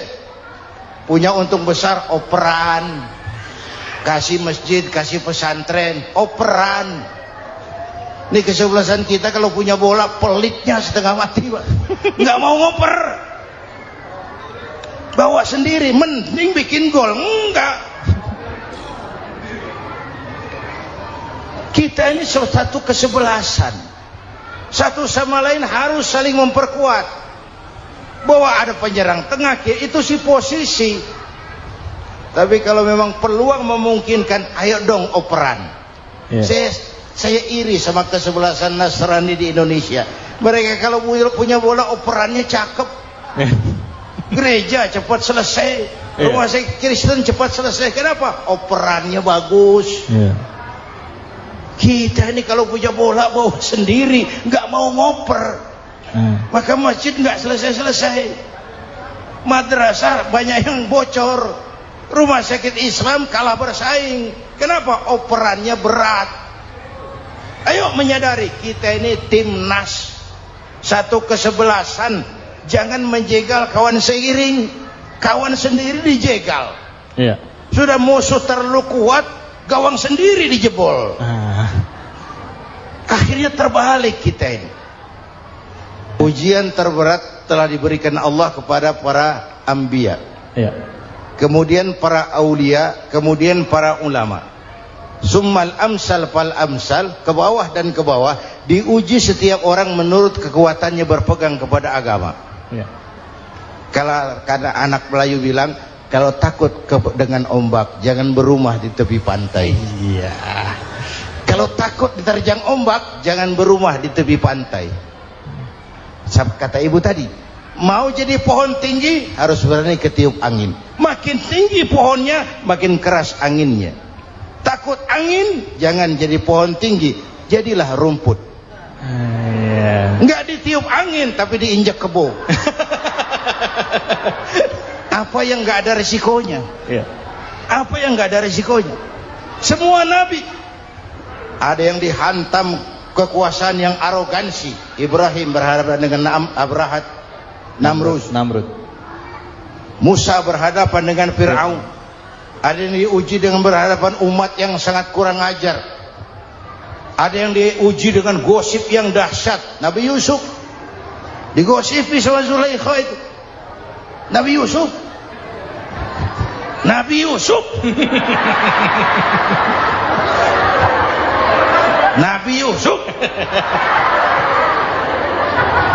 Yang namanya gosip itu kan menyebarkan keburukan orang. Kalau benar saja hukumnya ghibah. Kalau salah hukumnya fitnah. Fitnah lebih bahaya dari pembunuhan. Benarnya ghibah, salahnya fitnah. Saudara hadirin yang saya hormati, jadi resiko itu biasa. Tidak ada yang tanpa resiko. Kalau berani, kalau takut ombak, jangan berumah di tepi pantai. Tinggal bagaimana kita menyikapinya. Kalau kita dewasa, ini bagian ibadah saya kurang, mungkin karena dia omongin orang, tambah pahala saya. Mungkin karena dia omongin orang, tambah pahala saya. Maka saya ngadapi gosip sepatah pun saya nggak ngomong. Saya cicing, wae cicing. Saya percaya masyarakat itu punya filter. Amin. Saya percaya Tuhan itu nggak tidur. Alhamdulillahirrabbilalamin, demikianlah tausiah penuh ilmu, hikmah, dan manfaat yang sudah kita dengarkan bersama dari guru kita. Semoga tausiah yang beliau sampaikan menjadi ilmu yang bermanfaat dalam kehidupan kita sehari-hari. Sahabat beriman yang dimuliakan Allah, terima kasih banyak sudah menyimak tausiah ini sampai selesai. Doa dan harapan saya semoga sahabat semua selalu diberikan kesehatan, dimudahkan segala urusannya, dan dilancarkan rezekinya. Amin ya rabbal alamin. Demikian yang dapat saya bagikan, kurang lebihnya mohon maaf. Sampai bertemu lagi di kajian berikutnya. Wabillahi taufiq wal hidayah, waridho wal inayah. Wassalamualaikum warahmatullahi wabarakatuh. Setelah kita mendengarkan tausiah yang sangat luar biasa dari guru kita, sekarang mari kita lanjutkan aktivitas kita masing-masing. Semoga tausiah yang beliau sampaikan kepada kita semua menjadi ilmu yang bermanfaat dalam kehidupan kita sehari-hari. Selamat beraktivitas buat sahabat semua dan sukses selalu. Sampai bertemu lagi di kajian berikutnya. Wassalamualaikum warahmatullahi wabarakatuh. Bismillahirrahmanirrahim. Assalamualaikum warahmatullahi wabarakatuh. Alhamdulillahirrabbilalamin. Wassalatu wassalamu ala rasulillah wa ala alihi wa sahbihi wa mawalah, amma ba'du. Sahabat beriman yang dirahmati Allah, alhamdulillah kita bertemu lagi di channel ini. Pada kesempatan yang berbahagia ini, mari sejenak kita luangkan waktu kita untuk bersama-sama menyimak tausiah yang sangat luar biasa yang akan disampaikan oleh guru kita. Tentunya banyak sekali ilmu, hikmah, dan manfaat yang bisa kita jadikan pelajaran dalam kehidupan kita sehari-hari. Penasaran siapa beliau? Mari kita simak bersama. Selamat mendengarkan. Adam itu bapak moyang kita. Dosanya satu, makan buah khuldi. Dikeluarkan dari surga. Kita dosanya banyak, kepengen masuk. Enggak nyambung. Hai Adam, dari tidak ada kamu saya adakan. Saya perintahkan tinggal di surga. Merasa sepi sendirian, saya ciptakan Siti Hawa supaya kamu tenang. Kamu boleh nikmati semuanya. Ini boleh, itu boleh, ini boleh, itu boleh. Makan, makanlah yang kau mau. Minum, minumlah yang kau suka. Pakai, pakailah yang kau senang. Satu yang saya minta, jangan dekati pohon khuldi. Itu kau tidak sanggup, keluar. Diusir dari surga. Sujud Nabi Adam. Kata riwayat 40 tahun sujud. Membaca Rabbana zalamna anfusana wa illam taghfir lana wa tarhamna lanakunanna minal. Itu namanya istighfarnya Nabi Adam. Istighfar itu kan mengucapkan astagfirullah. Basmalah membaca bismillah. Jangan kayak teman saya disuruh banyak-banyak baca istighfar, benar-benar dia baca istighfar, istighfar, istighfar. Bukan itu maksudnya. Nah, maka salah satu amalan yang sangat dianjurkan di bulan Muharram ini memperbanyak istighfar. Tidak ada orangnya yang tidak, ayo jujur, ini yang kumpul di sini ini semua, ada nggak yang nggak punya dosa? Yang merasa nggak punya dosa, ayo ke depan. Ada? Tidak ada. Setiap kita, entah kecil, entah besar, sengaja, terlupa, pasti mempunyai yang namanya khilaf dan salah. Dan Allah Tuhan kita bukan Tuhan pendendam. Allah Tuhan kita Tuhan yang ramah dan rahmah. Manusia, dosamu banyak, tapi ampunanku lebih banyak. salahmu besar, rahmatku jauh lebih besar. Kau sujud di hadapanku, aku bangga melihatnya. Kau menangis di hadapanku, aku senyum melihatmu. Kau berjalan menujuku, aku berlari menyambutmu. Karena itu amalan yang sangat dianjurkan di bulan Muharram ini memperbanyak istighfar. Itu kalau istighfarnya Nabi Adam. Ada istighfarnya Nabi Yunus. Ibu kenal Nabi Yunus? Di mana kenalannya? Sok tahu. Nabi Yunus itu ketika berdakwah kepada kaumnya yang bandel, memberikan peringatan, kalau kalian tidak mau beriman akan turun azab. Kapan Yunus? Akan. Kenapa mesti akan? Sekarang aja kalau mau, saya tungguin. Kurang ajar betul ini umat. Akhirnya Nabi Nuh menghindar dengan perhitungan, kalau azab tidak turun saya sudah jauh.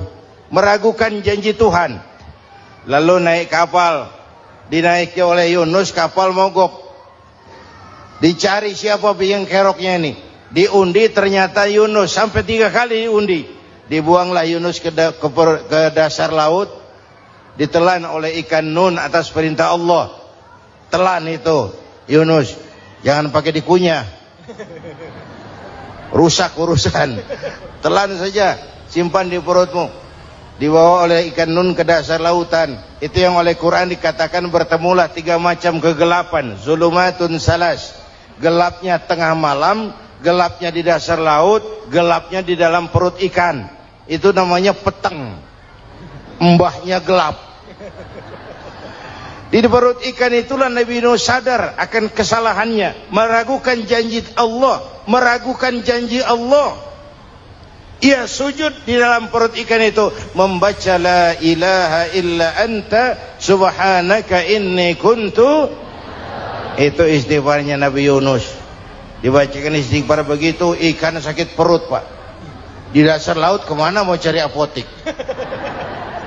Dia naik ke permukaan, memuntahkan isi perutnya. Nabi Yunus keluar dengan selamat. Itu pun terjadi pada hari ke-10 bulan Muharram. Istighfar intinya itu. Itu amalan utama bulan Muharram, memperbanyak istighfar. Allah selamatkan Nabi Nuh dari bahtera banjir yang luar biasa 10 Muharram. Allah selamatkan Nabi Ibrahim dari pembakaran Raja Namruz 10 Muharram. Setelah Nabi Ibrahim itu menghancurkan berhala-berhala, Abrahat pulang mau ibadah, lihat Tuhannya berantakan, marah besar. Siapa yang menghancurkan Tuhan-Tuhan kita ini? Ada yang lapor, kami lihat Ibrahim. Tangkap. Belum ada bukti, tangkap dulu yang penting. Bukti belakangan. Tangkap. Wah, dikerahkanlah aparat. Tangkap Nabi Ibrahim. Disidang langsung oleh Abrahat, oleh Namruz maksud saya. Ibrahim, kau yang menghancurkan berhala-berhala kami ini, Tuhan-Tuhan kami. Siapa bilang? Ada yang lapor. Saya dengar enggak semua berhala itu hancur. Ada yang paling besar, angkat tangan, saya lihat ada kampak di tangannya. Barangkali yang besar itu iseng tuh, yang kecil-kecil dikampakin. Tanya aja sama dia, kamu gila? Kenapa? Masa kami disuruh nanya berhala? Nggak bisa jawab. Nggak bisa jawab. Lah kenapa disembah? Lebih gila mana sih? Tahu nggak bisa jawab kenapa disembah? Kurang ajar kamu Ibrahim. Bakar, dibakar. Ketika Ibrahim dilempar ke kobaran api yang menggunung, Allah perintah api, ya naru kuni bardan wa salaman ala Ibrahim. Hai api, dinginlah sampean. Api Madura waktu itu pak. Hai api, dinginlah sampean, selamatkan Ibrahim. Api tunduk kepada perintah Allah. Ibrahim masuk ke kobaran api, selembar rambut pun tidak terbakar. Kenapa? Apinya tunduk kepada perintah Allah. Kenapa? Karena Ibrahim orang yang takut kepada Allah. Api tunduk kepada perintah Allah. Kalau kita baca ayat itu, masuk ke api, mateng. Sudah hadirin yang saya muliakan, oleh karena itu selamatnya Ibrahim dari pembakaran Raja Namrud itu pun pada 10 Muharram, Yaumul Asyura, hari ke-10 dari bulan Muharram. Imedia. Bapak Ibu hadirin hadirat yang saya cintai, sebagian kecil tentang Nabi Adam, Nabi Ibrahim dan Nabi Yunus, tapi saya belum menceritakan tentang Nabi Nuh tadi. Mengulang kaji, Nabi Nuh salah seorang rasul yang masuk ulul azmi 5 besar, karena memang perjuangannya menggambarkan satu usaha yang ulet dan luar biasa. Beliau diberi umur 950 tahun, lalu berdakwah selama 900 tahun, sore, pagi, siang, malam, dapat pengikut tidak lebih 80 orang, rata-rata 10 tahun satu. Kalau saya minta berhenti aja jadi nabi, Pak. Ustadz mana masih mau buka pesantren, 10 tahun buka pesantren, yang nyantri cuma satu. Pedagang mana yang masih mau dagang, 10 tahun dagang yang beli satu. Pimpinan partai mana yang masih mau kampanye, 10 tahun buka partai, yang nyoblos satu. Bangkrut. Umatnya bandel, kurang ajar, durjana, bajingan, tengik. Umatnya Nabi Nuh ini kalau diceramahi telinganya ditutup dengan tangannya. Nabi Nuh akhirnya rekes, Tuhan, siang malam saya berdakwah kepada umat ini, tiap kali saya sampaikan dakwahmu mereka tutup telinganya dengan tangannya, alergi dengar ceramah. Apa itu ceramah? Non profit. Saudara-saudara, jadi mau kamu gimana, Nuh? Sudah Tuhan, habiskan saja orang kafir. Nanti kalau punya anak, anaknya pun kafir lagi. Lebih baik bapak moyangnya sikat habis. Biasanya kalau bapak kalong, anak kampret. Bapak nyolong, anak nyopet. Fotokopi gimana aslinya? Habiskan saja. Itu mau kamu, Nuh? Iya. Oke. Nanti aku turunkan banjir, Nuh. Buat kapal. Dengan apa saya harus buat kapal, Nuh? Ya dengan kayu, kata Tuhan. Kayunya dari mana, Tuhan? Ya dari pohon, Nuh. Pohonnya belum ada, Tuhan. Ya tanam dulu, Nuh. Bikin kapal, kayunya nanam pohon. Apa artinya? Perjuangan perlu kesabaran. Sukses itu ada prosesnya. Nggak bisa simsalabim abracadabra lalu kita mau sukses. Semua ada prosesnya. Walaupun kenyataannya begitu, sukses banyak bapaknya, gagal itu yatim. Kalau kita sukses banyak yang ngakuin, yang baru ketemu pakai manggil encing. Ketemu baru, tapi sukses banyak bapaknya.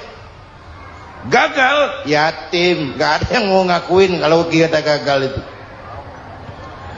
Udah bikin kapal dengan kayu di tengah kampung, bikin kapal ini. Bayangkan di tengah kampung bikin kapal, orang kafir makin menjadi-jadi.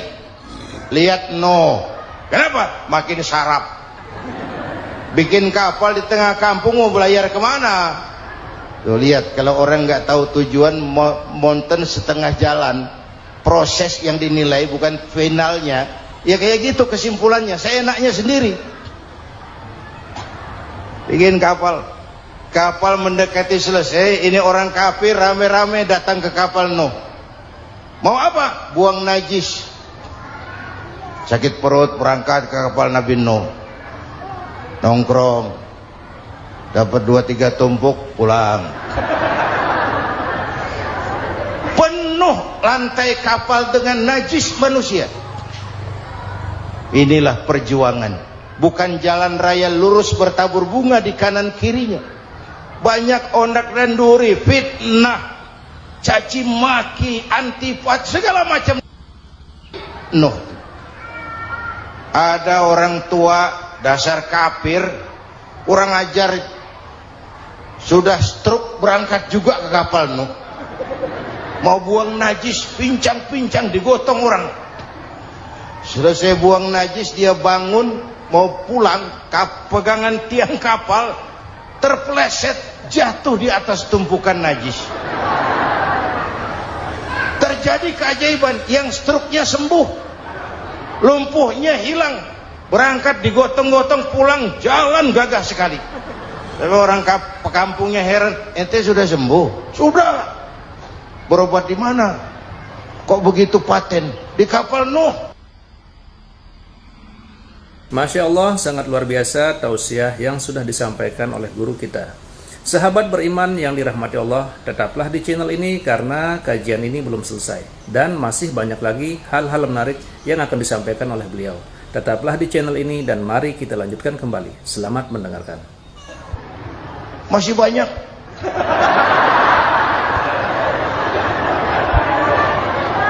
Yang berasa perlu obat bawa rantang. Ambil bersih lagi geladak kapal itu. Sudah selesai Nuh? Selesai. Oke, kau orang yang beriman bersamamu, binatang serba sepasang, naik Nabi Nuh, naik orang beriman, naik binatang serba sepasang. Ini cikal bakal penyelamatan manusia, Pak. Naiklah orang beriman, sudah naik semua, Nabi Nuh kontrol. Ini contoh buat kita, kontrol. Sudah naik semua teman-teman, sudah. Pemimpin yang baik bukan cuma terima laporan di belakang meja. Laporan itu yang mana juga bagus. Sama juga kampanye, kampanye yang mana juga merdu. Kalau aja yang dihitung. Pernah ada calon bupati kampanye janji, kalau saya berhasil kita akan banyak bangun jembatan di daerah kita. Rakyat tanya, Pak, nggak ada sungai di kampung kita, Pak. Dia bilang, sungainya kita bangun sekalian. Udah kadung janji, mana pula orang mau bangun sungai ini. Saudara-saudara, kontrol. Jangan cuma tunggu laporan di belakang meja, semua laporan bagus. Ya Bu? Bu?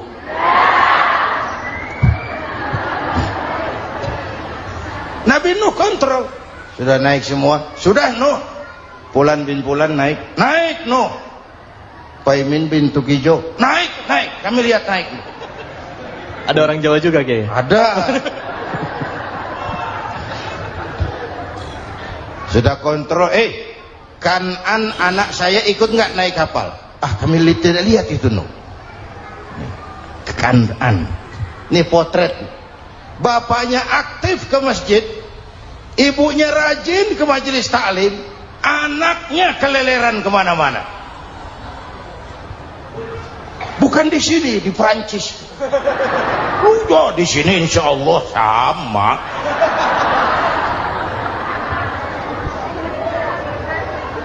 Nuh karena sayang anak, Nuh karena cinta anak, Nuh karena tanggung jawab anak, cari naik ke atas kapal. Lihat Kan'an anak saya? Nggak lihat Nuh. Turun ke ruang bawah, periksa lagi. Mang, ayah Kan'an di dia. Jamaah Tasik ini rupanya di dalam. Tuh ayah Mang. Ayah kemana ya budak ini? Turun ke bawah, tanya lagi. Ono Kan'an toh? Ora nano raketok. Rombongan Jawa Tengah naik ke atas buritan. Dari buritan kelihatan ternyata Kan'an tidak ikut naik kapal, kumpul di darat bersama orang kafir. Ini potret kita sekarang. Kumpul sama orang kafir, hanyut anak-anak kita, ditelan budayanya orang kafir, ditelan tradisinya orang kafir, ditelan pergaulannya orang kafir. Nuh karena sayang anak dari atas manggil. Dalam Quran dijelaskan itu. Karena Nabi Nuh di atas, Kan'an di bawah, teriak, ya bunayyar kam ma'ana, begitu dalam Quran ayatnya. Coba ini pakai gaya memanggil supaya kelihatan kegambar, kira-kira Nuh manggilnya begitu. Ini namanya gaya dakwah, Pak. Kalau ceritanya datar nggak menarik. Maka Nuh memanggil Kan'an, ya bunayya arkam ma'ana. Kata yang dengar, heeh. Ini gaya orang manggil, ya bunayya arkam ma'ana. Kan'an, kesini nak, naik kapal sama papi. Katakan di bawah itu, enggak mau papi, John di sini saja. Kata Nuh, jangan nak, Allah sedang murka, akan turun banjir. Kalau datang banjir papi, sa'awi ila jabalin ya'simuni minal ma', saya akan naik ke gunung tinggi yang bisa menyelamatkan saya dari banjir. Kan'an naik ke gunung, gunung dihantam banjir, Kan'an mati sampai sekarang. Yang kelima, Nabi Musa, kisah Muharramnya ini lahir dalam kondisi yang sulit karena Fir'aun mimpi akan lahir seorang anak dari keturunan Bani Israel yang akan menghancurkan kerajaannya. Kata Fir'aun, sudah lahir belum anaknya? Belum. Kalau gitu mulai malam ini laki-laki dilarang bergaul sama istrinya. Semua perempuan hamil di bawah pengawasan negara. Mulai hari ini kalau lahir anak laki-laki terutama Bani Israel, penggal. Satpol PP disiapkan. Udah ada kayaknya. Ada. Patroli. Bayangkan, nah Fir'aun itu bikin undang-undang seenaknya sendiri. Apalagi merasa kekuasaannya dalam ancaman. Penguasa manapun kalau merasa dalam ancaman, panik. Padahal kekuasaan itu kayak harimau. Makin lama ditaiki, makin sulit turun. Kenapa? Karena macannya makin lapar. Naik terus capek, turun dimakan harimau. Serba sulit. Saudara-saudara, kalau kita mau belajar dari Pak Harto, saya melihat kekurangan Pak Harto cuma satu, terlambat berhenti.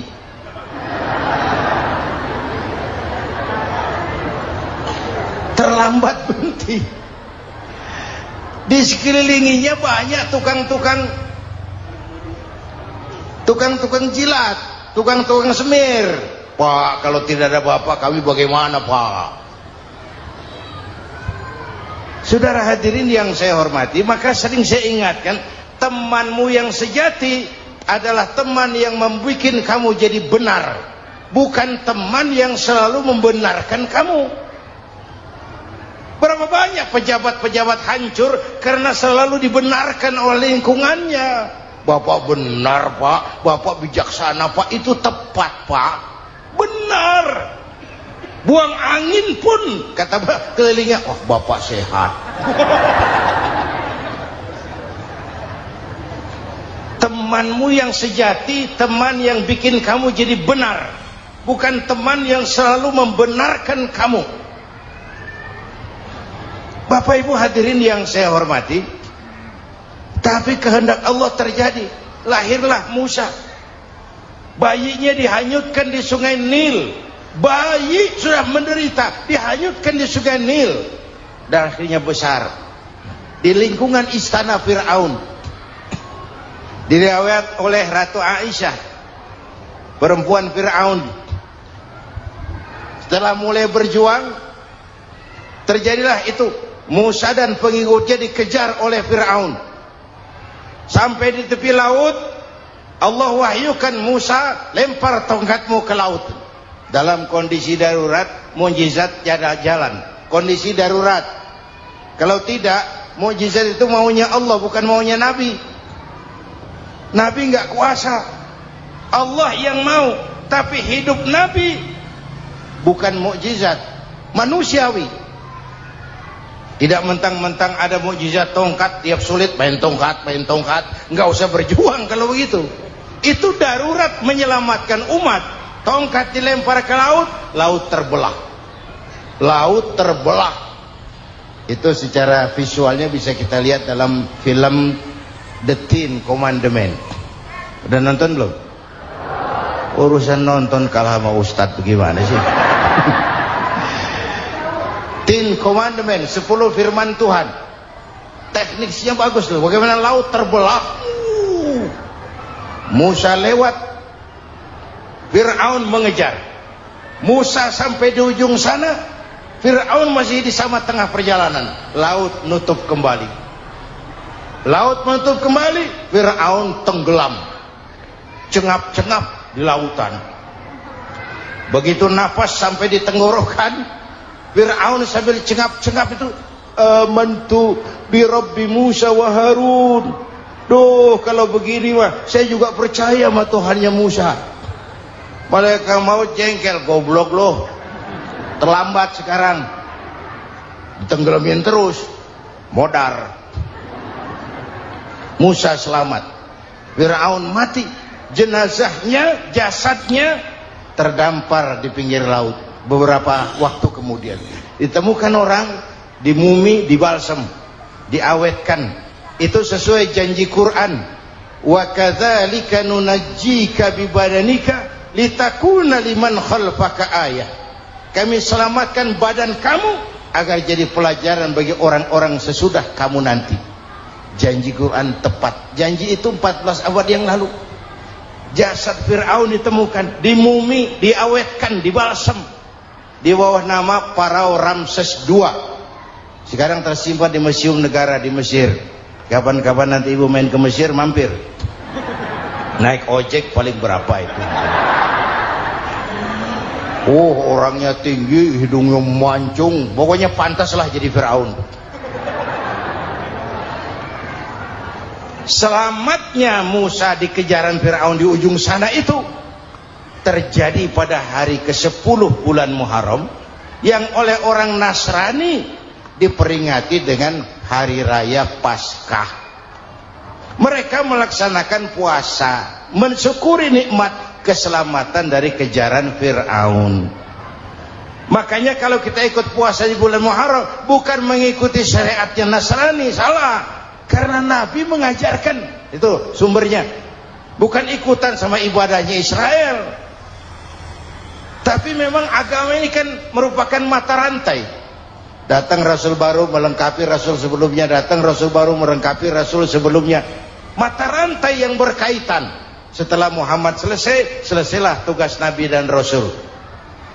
Selesailah misi Nabi dan Rasul. Tidak ada Nabi lagi sesudah Nabi Muhammad.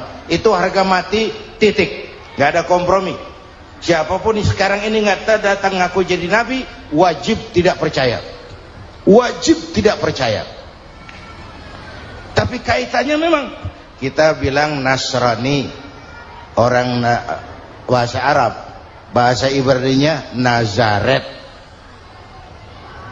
Nasiroh, Nazaret. Itu beda dialek. Kita Daud, dia David.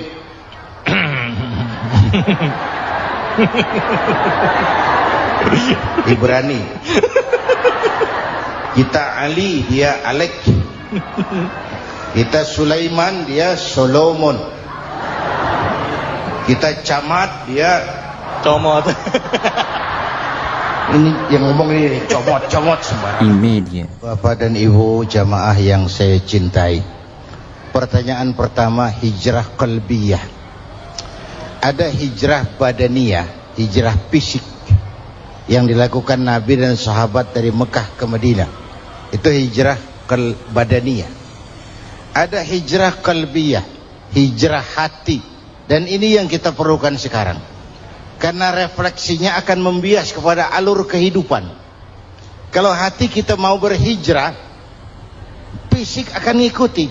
Hijrah dari tempat, dari malas ibadah menjadi rajin ibadah. Hijrah dari maksiat kepada yang ma'ruf, dari berpecah belah menjadi bersatu. Hijrah seperti itu yang sangat kita perlukan. Apalagi masyarakat ini paternalistik. Kita harus hijrah mental sekarang ini. Maka yang disampaikan tadi benar. Seorang ketua MK siap mengundurkan diri kalau terbukti anak buahnya terlibat suap. Itu walaupun siap, tapi sudah angin segar buat rakyat. Bahwa masih ada banyak insya Allah pejabat kita yang punya harga diri.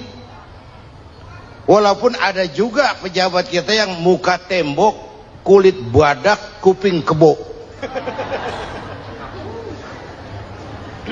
Muka tembok, kulit badak, kuping kebo. Biasanya kalau kereta api tabrakan di negara-negara maju, Menteri Perhubungannya mundur. Di kita petugas palang pintu dipecat. Jauh sekali menteri sama petugas palang pintu.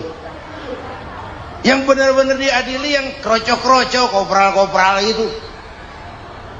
Padahal hadisnya jelas, ar-rashi wal murtashi finnar. Yang nyuap dan yang nerima suap dua-duanya neraka. Kasus potret belakangan ini, yang nerima suap, yang diuber, yang nyuap aman, yang nyuap aman, yang korupsi pajak dikecil-kecilin, yang ngemplang pajak aman. Padahal ngemplang pajaknya triliunan, padahal dia sudah dikasih fasilitas oleh negara mengelola sumber daya alam negara yang artinya milik rakyat. Dia harus bayar pajak, uang pajaknya dikumpulkan bagi sebesar-besar kemakmuran rakyat. Itu tindakan merugikan rakyat. Karena itu betul, saya setuju, hijrah qalbi yang perlu kita lakukan sekarang. Hijrah hati.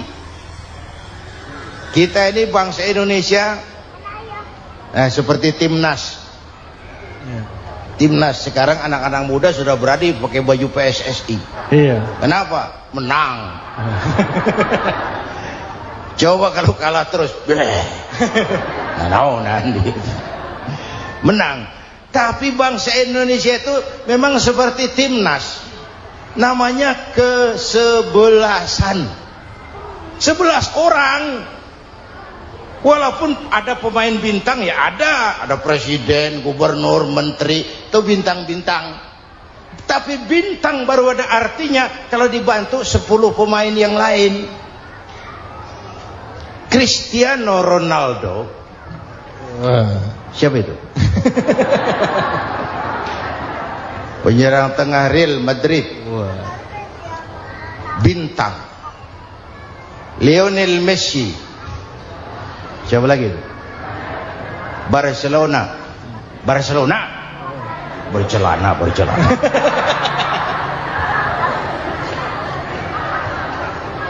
Michael Rooney, bintang Manchester United. Ronaldo baru bintang, Messi baru bintang kalau ada 10 pemain yang lain. Bagaimanapun hebatnya Cristiano Ronaldo, kalau sendirian lawan satu kesebelasan, babak belur.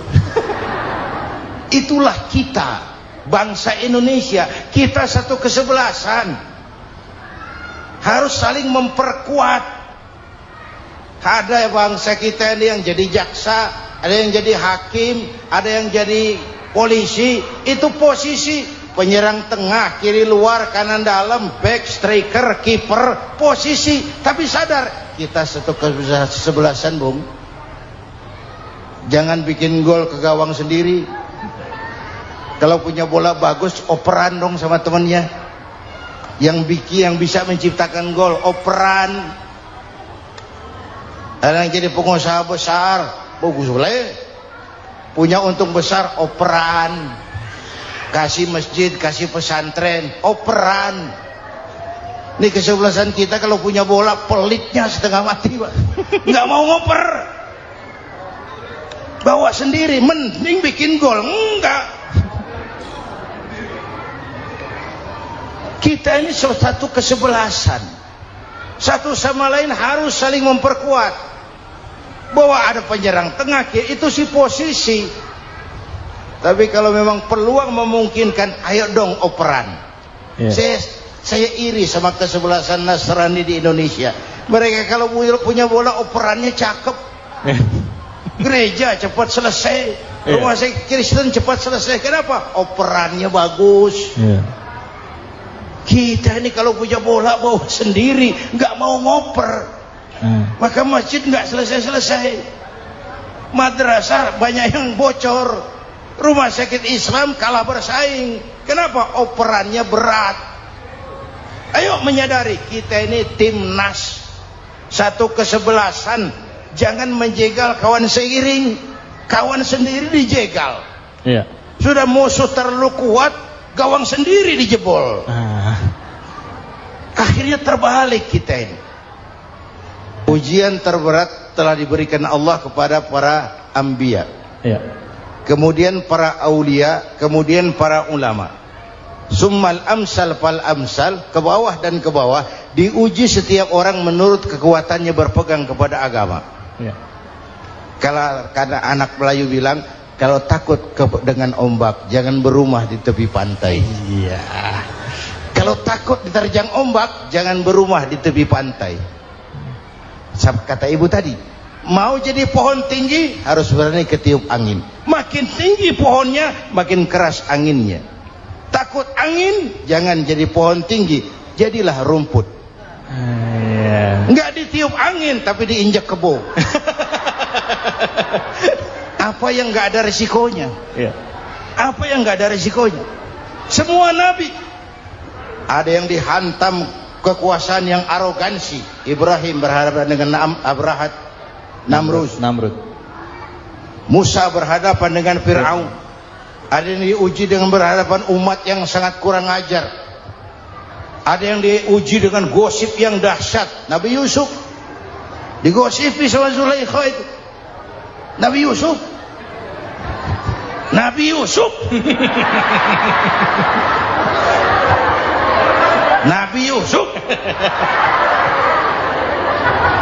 Yang namanya gosip itu kan menyebarkan keburukan orang.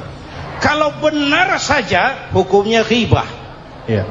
Kalau salah hukumnya fitnah. Fitnah lebih bahaya dari pembunuhan.